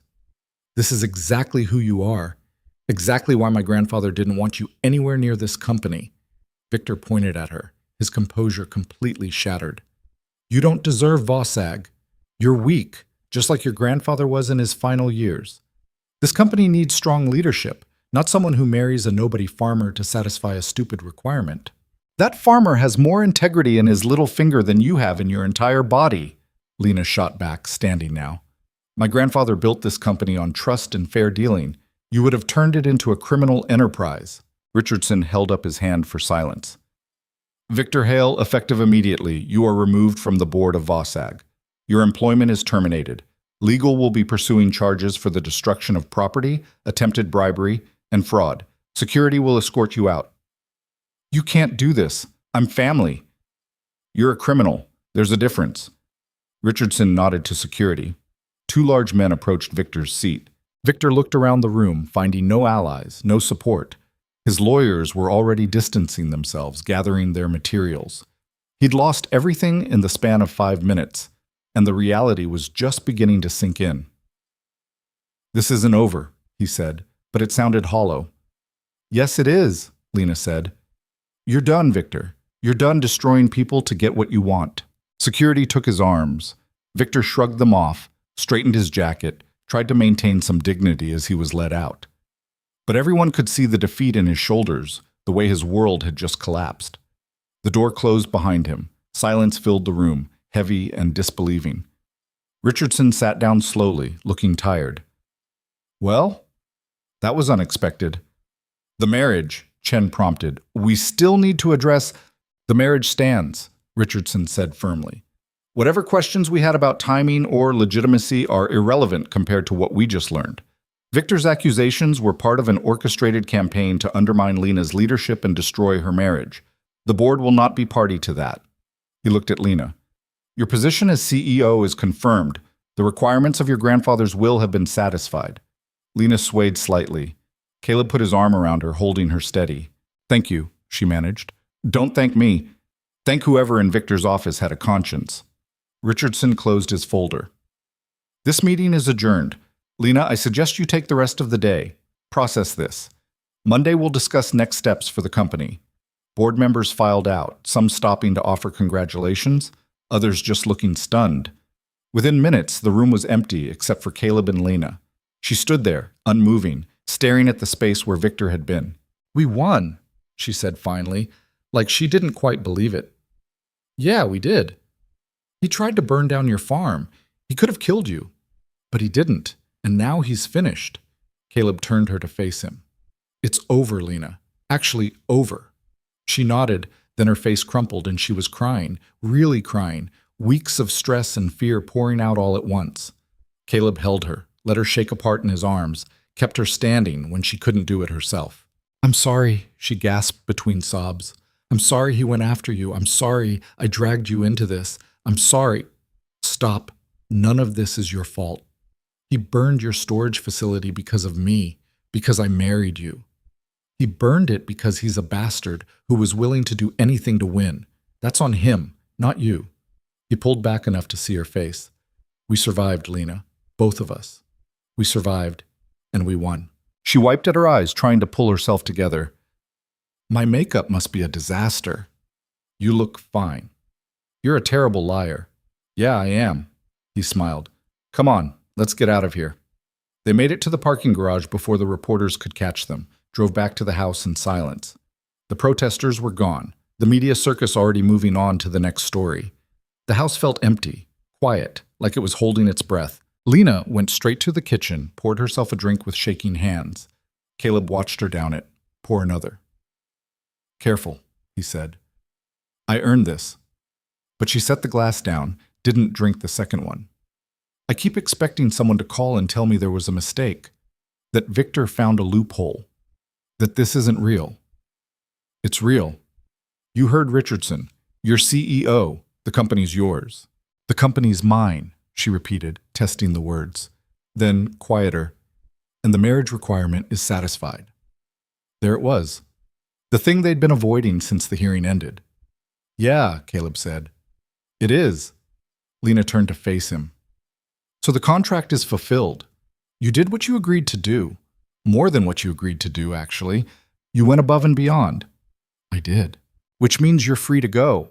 Back to your farm, your life. I'll make sure the money's transferred, the mortgage handled like we agreed. You don't have to... Her voice caught. You don't have to stay if you don't want to. Caleb moved closer. Is that what you want? For me to leave? I want you to do whatever makes you happy. You've sacrificed enough for me. That's not what I asked. She looked at him, and he could see the war in her eyes, the part that wanted to protect herself, push him away, keep things safe and controlled, and the part that wanted to hold on, to see where this could go. I don't know how to do this, she said finally. Real relationships, ones that aren't contracts or arrangements. I don't know how to be with someone without an exit strategy. Neither do I. We'll figure it out together. What if we can't? What if we're too different, too broken? Then we'll be different and broken together. He took her hands. Lena, I'm not asking for guarantees or promises. I'm just asking if you want to try. If what we found in all this mess is worth seeing through. She was quiet for a long time, her thumb tracing circles on his palm. When she finally spoke, her voice was barely audible. I'm scared. Me too. I could lose you. Could mess this up like I mess everything up. Or it could work. Could be the best decision either of us ever made. Your optimism is either inspiring or delusional. I can't decide which. He smiled. Probably both. She looked up at him, tears still on her cheeks, but something like hope in her eyes. If we do this, if we really try, we do it right. No more contracts, no more arrangements, just two people seeing where this goes. Deal. And you have to promise me something. What? If it's not working, if you're not happy, you tell me. You don't stay out of obligation or because you feel like you owe me. You stay because you want to. I can promise that. He pulled her closer. Can you promise me the same? Yes. Then I'm not going anywhere. She kissed him then, and it was different from Kansas City. Not desperate or uncertain, but deliberate. A choice being made, a door being opened. When they broke apart, she was smiling through her tears. This is crazy, she said. Yeah. We barely know each other. We know enough. My life is complicated. The company, the pressure, all of it. I know. And you still want to try? Lena, I drove 200 miles, married a complete stranger, moved into her house, and just survived corporate warfare with a psychopath. I think I can handle complicated. She laughed, actually laughed, the sound filling the kitchen. Okay, we try. That night they talked until 3 a.m, sitting on the couch with the city lights filtering through the windows. Not about strategy or corporate battles, but about real things, childhood memories and dreams they'd given up on, and what they wanted from a life that felt increasingly possible. I want to spend more time at the farm, Caleb said. Not give it up, not let it die. Actually work it again. Then do it. I can handle Omaha during the week, come out on weekends. That's a lot of driving. I don't mind. I'd like to see where you grew up. Actually know that part of your life. He told her about his plans to expand, maybe add cattle, try some different crops. She told him about changes she wanted to make at Vossag, policies that would help small farmers instead of crushing them, her grandfather's vision finally being realized. He would have liked you, she said again, would have appreciated someone who doesn't let me get away with my usual nonsense. What nonsense? The walls, the deflection, the refusing to actually feel things. She curled against his side. You don't let me do that. It's annoying. Good. They fell asleep there, tangled together on the couch, exhausted and relieved and cautiously hopeful. The next few weeks were strange, normal almost. Lena threw herself into restructuring Vossag, undoing Victor's influence, rebuilding trust with board members and employees. Caleb split his time between Omaha and the farm, hiring help for the day-to-day operations so he could be present when Lena needed him. They had dinner together most nights, started actually learning each other, how Lena liked her coffee, how Caleb couldn't stand mornings, the way they both worked through stress by staying busy. They argued sometimes, about stupid things mostly, learning how to fight fair and apologize when necessary. It wasn't perfect. Lena still worked too much, still struggled to let her guard down completely. Caleb still felt out of place at corporate functions, still didn't quite understand the world she navigated daily. But they were trying, and that mattered. 6 weeks after the hearing, Caleb was at the farm checking on the winter wheat when his phone rang. Lena, which wasn't unusual. "Hey," he answered. "What's up? Are you sitting down?" He stopped walking. "Why? What happened?" Victor was arrested. Federal charges, fraud, arson, conspiracy. They found enough evidence to prosecute. He's looking at serious prison time. Caleb let that sink in. Good. The fire investigator called me. Wanted to apologize for not catching it sooner. Apparently Victor hired professionals, covered his tracks well. She paused. "I'm sorry, Caleb. I'm sorry you lost so much because of my family's mess." "It's not your mess, it was his." He looked out over his land, thinking about what had been lost and what had been found. "And honestly, I'm not sorry anymore." "How can you not be sorry? He tried to destroy everything you had." "He tried, but he failed. And in the process, I found something I didn't know I was missing." "What's that?" "You." Silence on the other end, then her voice, thick with emotion. "You're going to make me cry at work." "Wouldn't be the first time." "That was one time, and there were extenuating circumstances." "Uh-huh. Where are you tonight?" "Late meeting. Probably won't be home until 9. "I'll make dinner." "You don't have to do that." "I know. I want to." He smiled. "See you at 9. "Caleb?" "Yeah?" "I love you." He stopped breathing. They hadn't said it yet, had been dancing around it for weeks, but never quite landing on the words. "Say that again," he said. "I love you. I should have said it sooner, but I'm saying it now. I love you." "I love you too. Have for a while now." "I know, I could tell." She laughed softly. "You're terrible at hiding what you feel." "One of my many flaws." "I don't think it's a flaw." They said goodbye, but Caleb stood there for another 10 minutes, just holding his phone, grinning like an idiot, feeling lighter than he had in years. That night over dinner, they talked about the future. Not in vague terms anymore, but specific plans. Lena wanted to move the company's focus towards sustainable farming practices. Caleb wanted to turn his farm into a test site for new techniques. They could work together, combine their knowledge and resources. "We should probably make this official," Lena said, pushing food around her plate. "Make what official?" "The marriage. I mean, it's legal, but it started as a contract. Maybe we should—" She looked up at him, vulnerable in a way she rarely showed.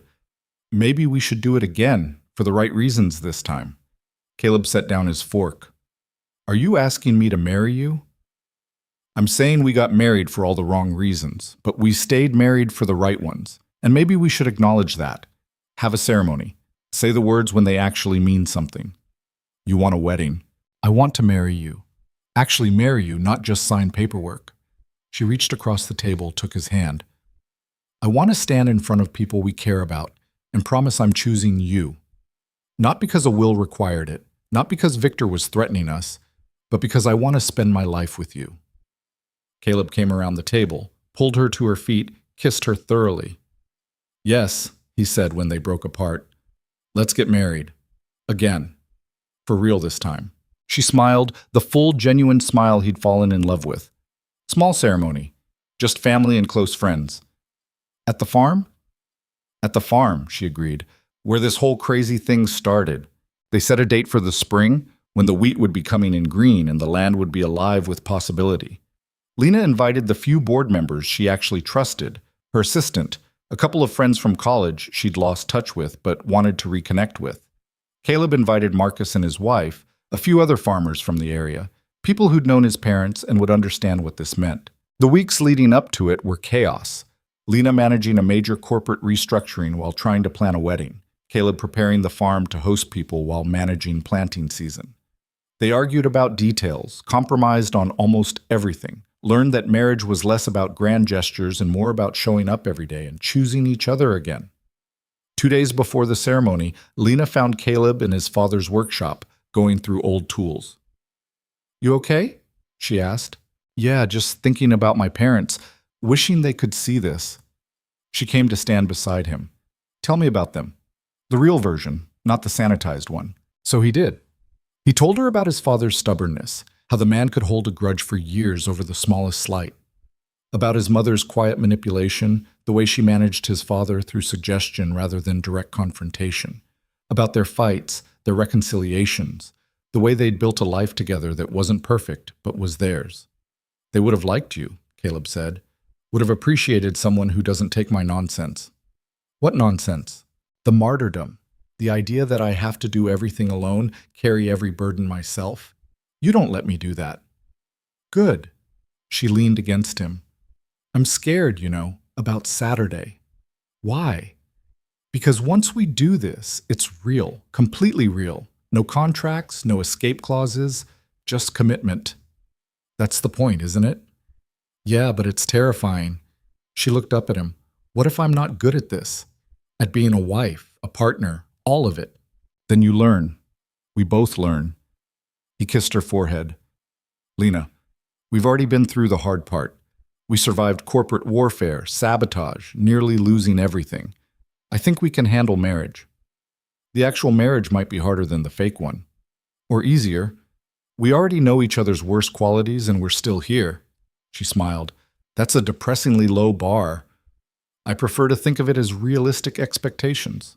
Saturday dawned clear and bright, the kind of perfect spring day that felt like a promise.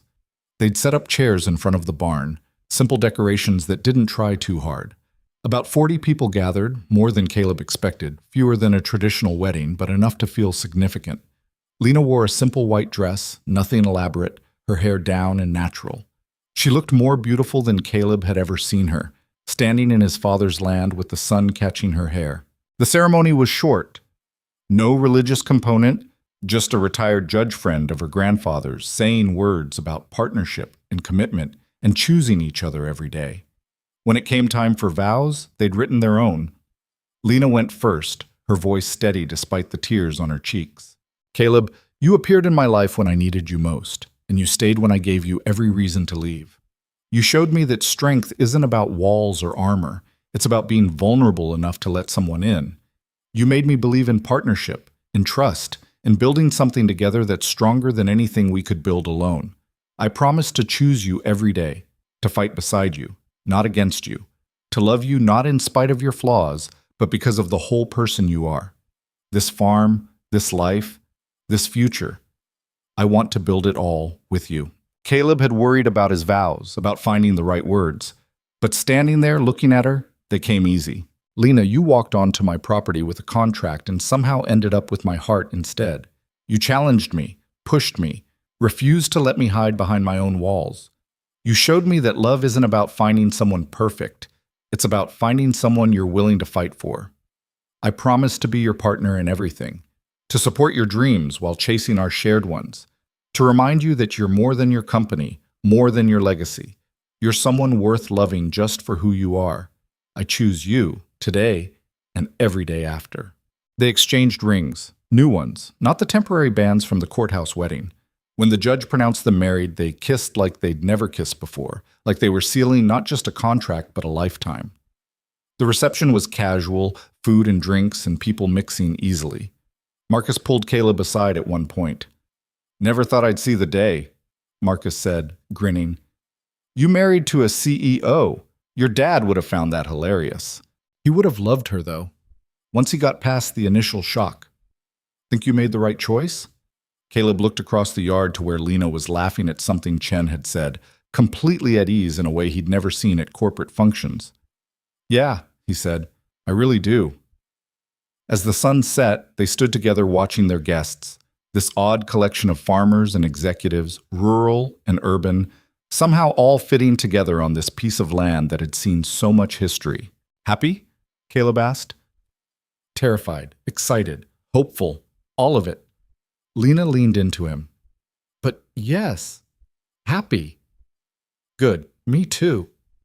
They stayed until the last guest left, then walked through the quiet farm together, hand in hand, talking about plans for the future, expanding the operation, maybe building a new house, starting traditions of their own on this land. Think we can actually make this work? Lena asked. The commute, the different worlds, all of it? We already are making it work. He stopped walking, turned to face her in the twilight. We survived the worst of it, Lena. Everything else is just details. You're right, as usual. She kissed him softly. I love you, Caleb Ward. I love you too. Mrs. Ward. She laughed. Mrs. Voss Ward. I'm keeping my name professionally. Fair enough. Mrs. Voss Ward. They went inside as full dark settled, into the house that was slowly becoming theirs rather than just his. Tomorrow, Lena would drive back to Omaha for board meetings and corporate responsibilities. Caleb would stay and manage the spring planting.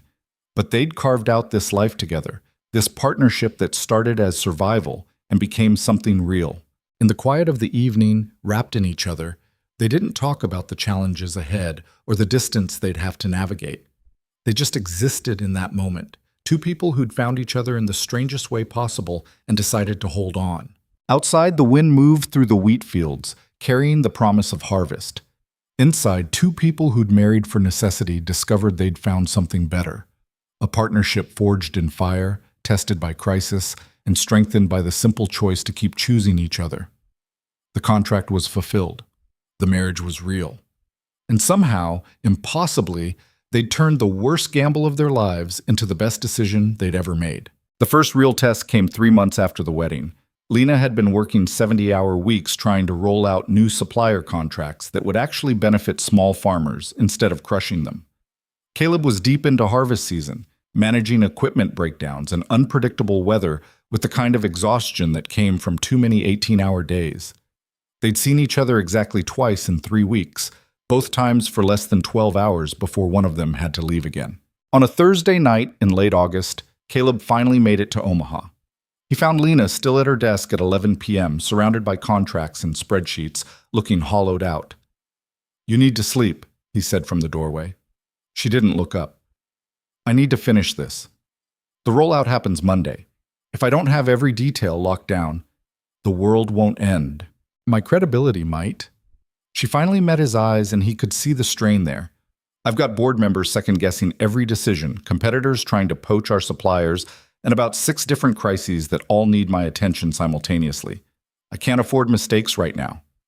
You also can't afford to collapse from exhaustion. I'm fine. You're not. And we're not. He came into the room, closed the laptop despite her protest. When's the last time we actually talked? About anything other than schedules and logistics? I don't know, last week? Try 3 weeks ago. We're living parallel lives, Lena, barely intersecting. She leaned back in her chair, rubbing her eyes. What do you want me to do? The company needs me. This rollout is critical. I can't just... I'm not asking you to quit your job. I'm asking you to remember you have a marriage too. That's not fair. You knew what you were signing up for. Did I? Because I thought I was signing up for a partnership. Someone to build a life with, not someone I see twice a month if I'm lucky. The words came out harsher than he intended.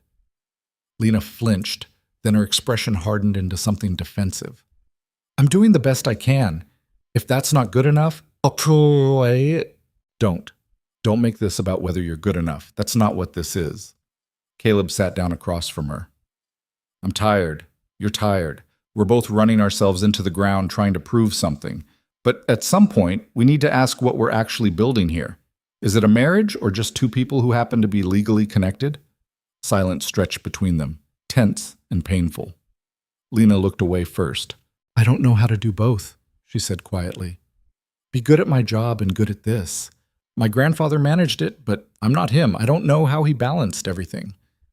Maybe he didn't. Maybe he sacrificed things too. He made it work for 40 years with my grandmother. Did he? Or did she just accept being second priority? Caleb softened his tone. I'm not trying to fight with you. I'm trying to figure out how we make this sustainable. Because right now, it's not. Lena was quiet for a long time, her fingers drumming on the desk. When she spoke, her voice was small. I'm scared that if I ease up, even a little, everything will fall apart. The company, my credibility, all of it. Victor almost destroyed us. I can't let that happen again. Victor's in federal prison. He can't touch you anymore. But someone else could. There's always someone waiting to take advantage of weakness. That's how this world works. Then maybe you need to change the world, or at least your corner of it. He reached across the desk, took her hand. What if instead of trying to do everything yourself, you trusted other people to help? You've got good people working for you. Let them carry some of the weight. And if they fail, then you deal with it together. That's what teams do. He squeezed her hand. You don't have to be invincible, Lena. You just have to be present.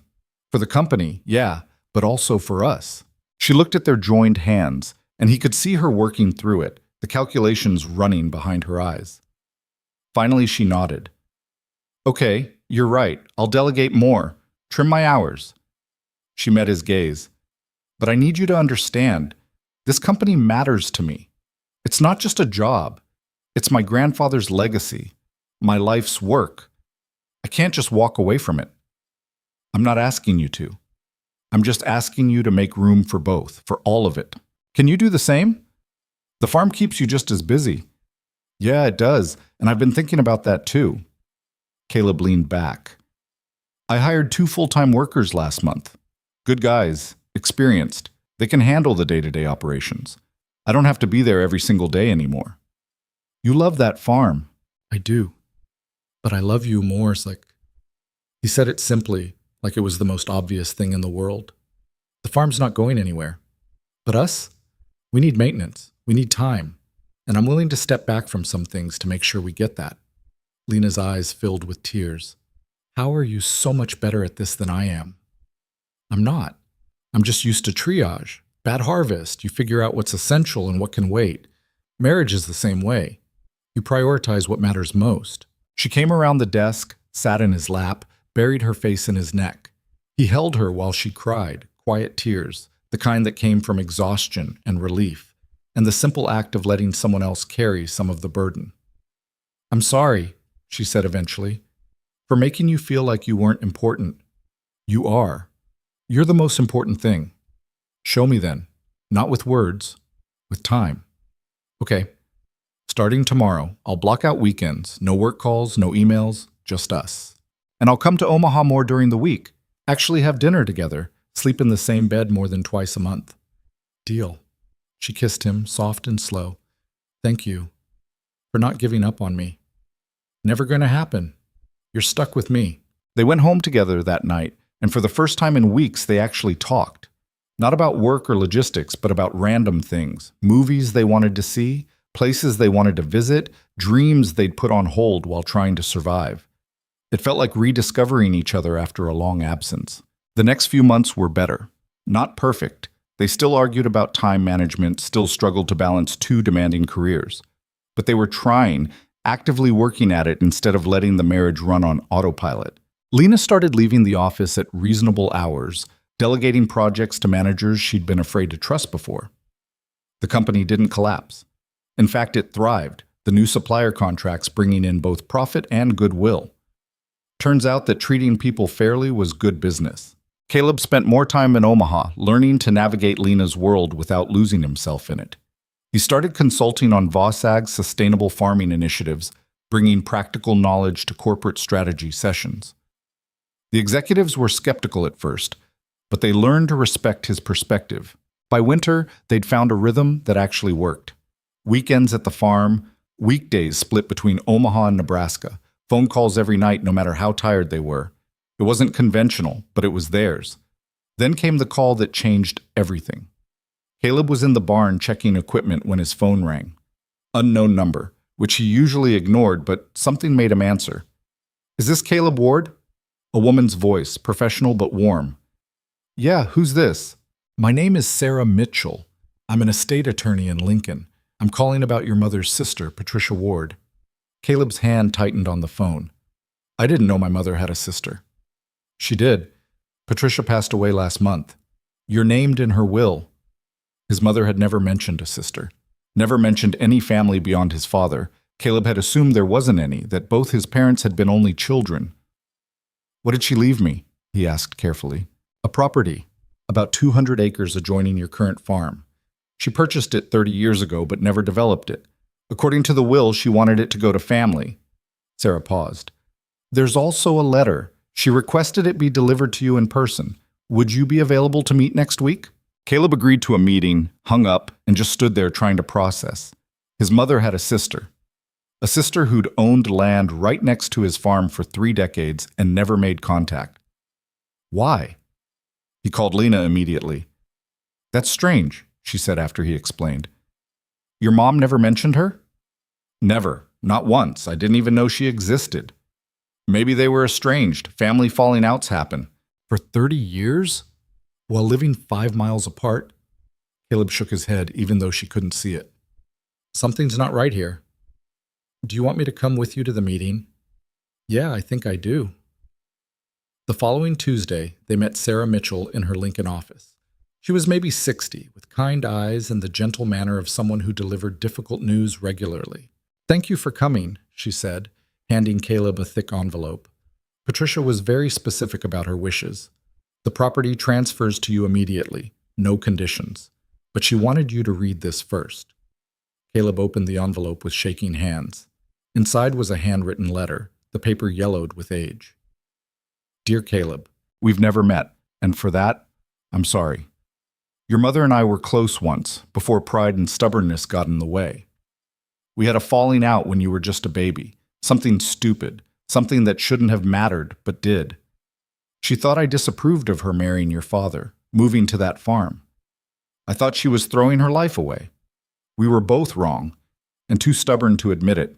By the time I realized how much I'd lost, how much time had passed, it felt too late to reach out, so I stayed silent.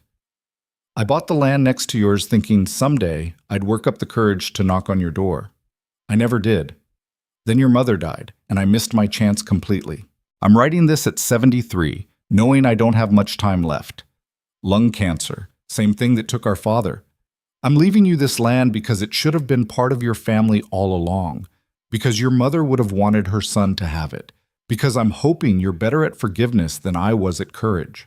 I watched you from a distance all these years, saw you grow up, take over the farm, survive losing both your parents.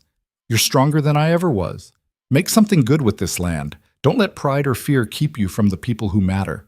I'm sorry I never introduced myself. I'm sorry your mother and I wasted 30 years on stubbornness. Don't make the same mistakes we did. Your aunt, Patricia. Caleb read it twice, his throat tight. Lena's hand found his under the table, squeezed. Are you okay? Sarah asked gently. Yeah, just processing. He looked up. She really watched me? All those years? She came to your high school graduation, both your parents' funerals. Always from a distance, always alone. Sarah pulled out a folder. She kept newspaper clippings about you, photographs she'd taken from far away. She cared, Mr. Ward. She just didn't know how to bridge the gap. Caleb looked through the folder, grainy photos of him working the farm, a clipping about his 4-H award in 10th grade, the obituaries for both his parents with notes in the margins. His aunt had been there, watching, caring from the shadows. She died alone? He asked. She had friends, a community, but no family, no. She regretted that deeply. They left the office an hour later with paperwork for the land transfer and a box of his aunt's belongings. Caleb was quiet on the drive back, staring out the window. You okay? Lena asked eventually. I keep thinking about what she said, about pride and stubbornness wasting 30 years. He looked at her. It could have been us. If we'd let our differences, our worlds, keep us apart. But we didn't. Only barely. There were so many points where this could have gone wrong, where we could have walked away. But we chose to stay. That's what matters. She reached over, took his hand. Your aunt didn't have that courage, but you do. We both do. They drove out to the new property the next day. It was beautiful, rolling hills, a creek running through the western edge, soil that looked rich and untouched. Patricia had kept it wild, never farming it, never developing it, just holding it, waiting. "What are you going to do with it?" Lena asked. Caleb walked the land, thinking. Something that matters, something that helps people. Over the next few months, an idea took shape. They'd turn Patricia's land into a training farm, a place where young farmers could learn sustainable techniques, get hands-on experience, build skills without the crushing debt of buying their own property. Vosag would sponsor it, cover operating costs. Caleb would manage it, teach the classes, share what his father had taught him. "You're sure about this?" Lena asked when he explained the plan. "It's a lot of work, a lot of time. I'm sure. My aunt spent 30 years regretting what she didn't do. I'm not making that mistake. This matters. It's worth doing." They broke ground in the spring. The first class of students, 8 young people from farming families who couldn't afford land of their own, started in June. Caleb taught them about soil management, crop rotation, equipment maintenance. Lena came out on weekends, ran workshops on business planning and market strategy. It was exhausting and rewarding and sometimes frustrating when students made preventable mistakes. But watching them learn, seeing their confidence grow, made every hard day worth it. One Saturday evening, after the students had left for the weekend, Caleb and Lena walked the property together. "Your aunt would be proud," Lena said. "You took her regret and turned it into something beautiful." "We did, both of us." He stopped walking, turned to face her. "I've been thinking about something. Dangerous." He smiled. "We've been married almost a year and a half. We've survived corporate warfare, family secrets, learning to actually be married instead of just legally connected. We're making it work." "We are."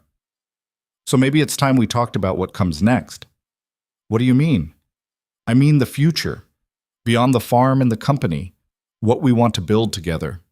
He took her hands. "Do you want kids?" Lena's eyes widened. "That's a big question." "Yeah, but we're not getting younger. And if we're going to do this, we should probably decide sooner rather than later." She was quiet for a moment, considering. "I never thought I'd have kids. My life was always about the company. But now, with you, with this," she gestured at the training farm, "I can see it. A different kind of legacy." "So that's a yes?" "That's a maybe leaning toward yes. What about you?" "I want kids. Want to pass down what my parents taught me, give them the childhood I had. But I also want to make sure we're ready, that we can actually handle it. We can barely handle our current schedule. Then we fix the schedule. We've proven we can adapt, make changes when we need to." He pulled her closer. "I'm not saying we do this tomorrow. I'm just saying let's start thinking about it, planning for it." "Okay, let's think about it." She kissed him softly. "But first, let's make sure we can keep this going. The marriage, the balance, all of it. Make sure we're solid before we add more complications." "Fair enough." They spent that summer strengthening their foundation. Lena promoted one of her vice presidents to COO, giving herself breathing room to actually have a life outside work. Caleb hired an assistant manager for the training farm, someone who could handle day-to-day operations when he needed to be in Omaha. They took a vacation, their first real one, to the coast. 5 days of nothing but each other. No phones, no responsibilities. They remembered why they'd fallen in love in the first place, rediscovered the partnership that had gotten lost in the chaos of managing 2 careers and a complicated life. On their last night, sitting on the beach watching the sunset, Lena brought it up again. "I think I'm ready," she said. "For what?" "Kids. The future, all of it." She turned to look at him. "I'm terrified, but I'm ready." Caleb felt his heart expand. "Yeah? Yeah. You were right. We've proven we can adapt. We can handle hard things. Why not this?" "Why not this?" he agreed. 3 months later, Lena took a pregnancy test. It came back positive. They sat together on the bathroom floor, staring at the little plastic stick with its 2 pink lines, both too overwhelmed to speak. "Holy shit," Lena said finally. "Yeah, we're going to be parents." "We are." She started laughing, then crying, then laughing again. Caleb held her, feeling his own tears on his face, both of them complete messes and completely happy. The pregnancy was rough. Lena had terrible morning sickness for the first 3 months, then spent the second trimester exhausted and emotional. The board meetings became a challenge. She had to leave twice to throw up, and there was speculation about whether she could handle the stress. "Ignore them," Caleb said when she came home frustrated. "You're growing a human. That's more impressive than any business strategy. Tell that to the board." "I will if you want me to." She smiled despite herself. "My fierce defender. Always." The third trimester brought new challenges. Lena's doctor ordered bed rest at 7 months after her blood pressure spiked. She fought it, tried to keep working, until Caleb physically unplugged her laptop and hid it. "You're going to rest," he said firmly. "The company will survive without you for a few months. But the supplier contracts can be handled by your very capable team. Lena, our baby's health is more important than any contract. You know that." She knew, but letting go was hard. Admitting she couldn't do everything was hard. She spent the first week of bed rest miserable and anxious, calling the office every hour until Caleb threatened to hide her phone too. Gradually, she learned to let go, to trust that the company she'd built was strong enough to function without her constant oversight, to accept that being a mother meant prioritizing differently. Caleb worked from home those last 2 months, managing the farm and training program remotely, never leaving her side for more than a few hours. They used the time to prepare, setting up the nursery in the Omaha house, making plans for how they'd manage once the baby came, talking through fears and hopes and dreams. "What if I'm terrible at this?" Lena asked one night, her hands on her swollen belly. "My own mother was so distant. What if I don't know how to be warm, to be nurturing?" "Then you learn. Same way you learned everything else." Caleb put his hand over hers. "And you won't be doing it alone. We're a team, remember? Promise me something. Anything. Promise me we'll do better than our parents did. That we'll make time for each other, for our family. That we won't let work consume everything. I promise. On everything I have, I promise." Their daughter was born on a cold February morning, 3 weeks early, and screaming like she was furious about the whole situation. Emma Patricia Ward, named for Lena's grandmother and Caleb's aunt, both women who'd understood the cost of lost time. Holding her for the first time, feeling that tiny weight in his arms, Caleb understood what his father had tried to tell him years ago, that some things mattered more than land or money or legacy, that the people you loved, the family you built, that was the real inheritance. Lena recovered slowly, struggling with the exhaustion and the strange new reality of being responsible for a tiny human. The company kept calling, wanting decisions, needing her input. She tried to balance both, tried to be everything to everyone, and crashed hard after 3 weeks.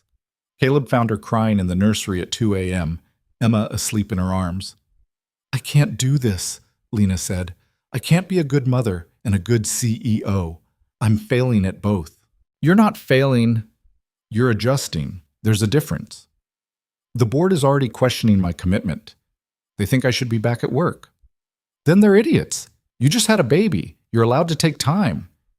"But the company, will be fine. Lena, you spent years building Vossag into something strong and stable. It can survive a few months without you." He sat down beside her. "What do you want? Not what the board wants, not what you think you should do. What do you actually want?" She looked down at Emma, at their daughter's tiny, perfect face. "I want to be here. For this. For her. I spent so many years chasing my grandfather's approval, trying to prove I was worthy of his legacy. But maybe the real legacy isn't the company. Maybe it's this. So take the time. Be here. The company will still be there when you're ready." Lena took 3 months of maternity leave, the first real break she'd taken in her entire career. She learned to breastfeed, to function on minimal sleep, to find joy in small moments. Emma's first smile, her tiny fingers gripping Caleb's thumb, the weight of her sleeping on Lena's chest. Caleb took paternity leave too, stepping back from the farm and training program to focus on his new family. They stumbled through it together, the late nights, the constant worry, the overwhelming love that came with parenthood. It was harder than corporate battles or harvest seasons, but it was also better. When Lena finally went back to work, it was on her terms. Part-time at first, working from home when possible, making it clear that her family came first. Some board members grumbled. Richardson surprisingly supported her. "Your grandfather would be proud," he told her in a private meeting. "Not of the company, though that's going well, but of you, for figuring out what actually matters. The next few years were a blur of controlled chaos. Emma learned to walk, to talk, to express opinions with the same force of will her mother had. A second daughter, Claire, arrived 2 years later, quieter than her sister but just as determined. The farm prospered. The training program expanded to 2 classes a year, training dozens of young farmers. Vossag, under Lena's leadership, became an industry model for ethical practices, proving that doing right by suppliers could be profitable. But the real success was quieter. It was in family dinners where they actually sat together, no phones allowed. In weekends at the farm where the girls learned to feed chickens and collect eggs. In Lena learning to turn off the CEO and just be mom. In Caleb discovering that his legacy wasn't just the land but the family he was raising on it. On their 5th wedding anniversary, the real one, not the courthouse version, they stood in the same spot where they'd married, watching Emma and Claire chase fireflies across the field. "You ever regret it?" Lena asked. "Answering the door that day, saying yes to a crazy woman with a contract?" Caleb thought about it seriously, about all the chaos that decision had brought, all the challenges and complications. Then he looked at his daughters, at the woman beside him who'd somehow become his whole world. "Not even a little bit," he said. "Best worst decision I ever made." She laughed. "That's a terrible tagline for a marriage, but accurate. This whole thing was insane. Marrying a stranger, fake relationship turning real, corporate warfare, all of it, should have been a disaster. But it wasn't. No. It was exactly what we both needed." He pulled her close. "You taught me that protecting the past isn't the same as building a future, that taking risks can pay off in ways you never expected. And you taught me that strength isn't about walls and armor. It's about letting people in, about being vulnerable enough to admit you need help." She rested her head on his shoulder. "We were both so broken when we met. Still pretty broken now." "Yeah, but broken together, that's different." They watched their daughters play, these children who existed because 2 strangers had gambled on each other and won. Emma caught a firefly, showed it to Claire with the kind of gentle care that said she'd learned something about protecting fragile things. "Think they'll understand someday?" Lena asked. "When we tell them how we met?" "Probably think we're crazy." "We were crazy. We are crazy. Good crazy, though. The best kind." The sun was setting, painting the sky in shades of orange and gold. The wheat was coming in strong this year. The training farm's 2nd class graduating next month with job offers from companies that valued their skills. Vossag's stock was up, but more importantly, their supplier satisfaction ratings were the highest in the industry.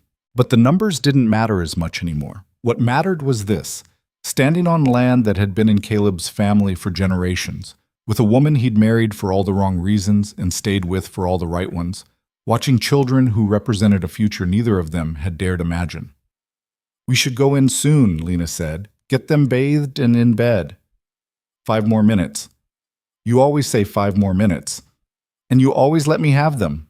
She smiled. "Yeah, I do." They stayed until the fireflies disappeared and the girls got tired enough to stop protesting bedtime. Walking back to the house together, each carrying a drowsy daughter, Caleb thought about his aunt's letter, about wasted time and missed chances and the courage it takes to bridge gaps. He thought about Victor, rotting in federal prison, who'd chosen power over people and lost everything, about Lena's parents, who'd had a marriage on paper but never in practice, about his own parents, who'd loved each other but carried that love quietly, without flash or drama.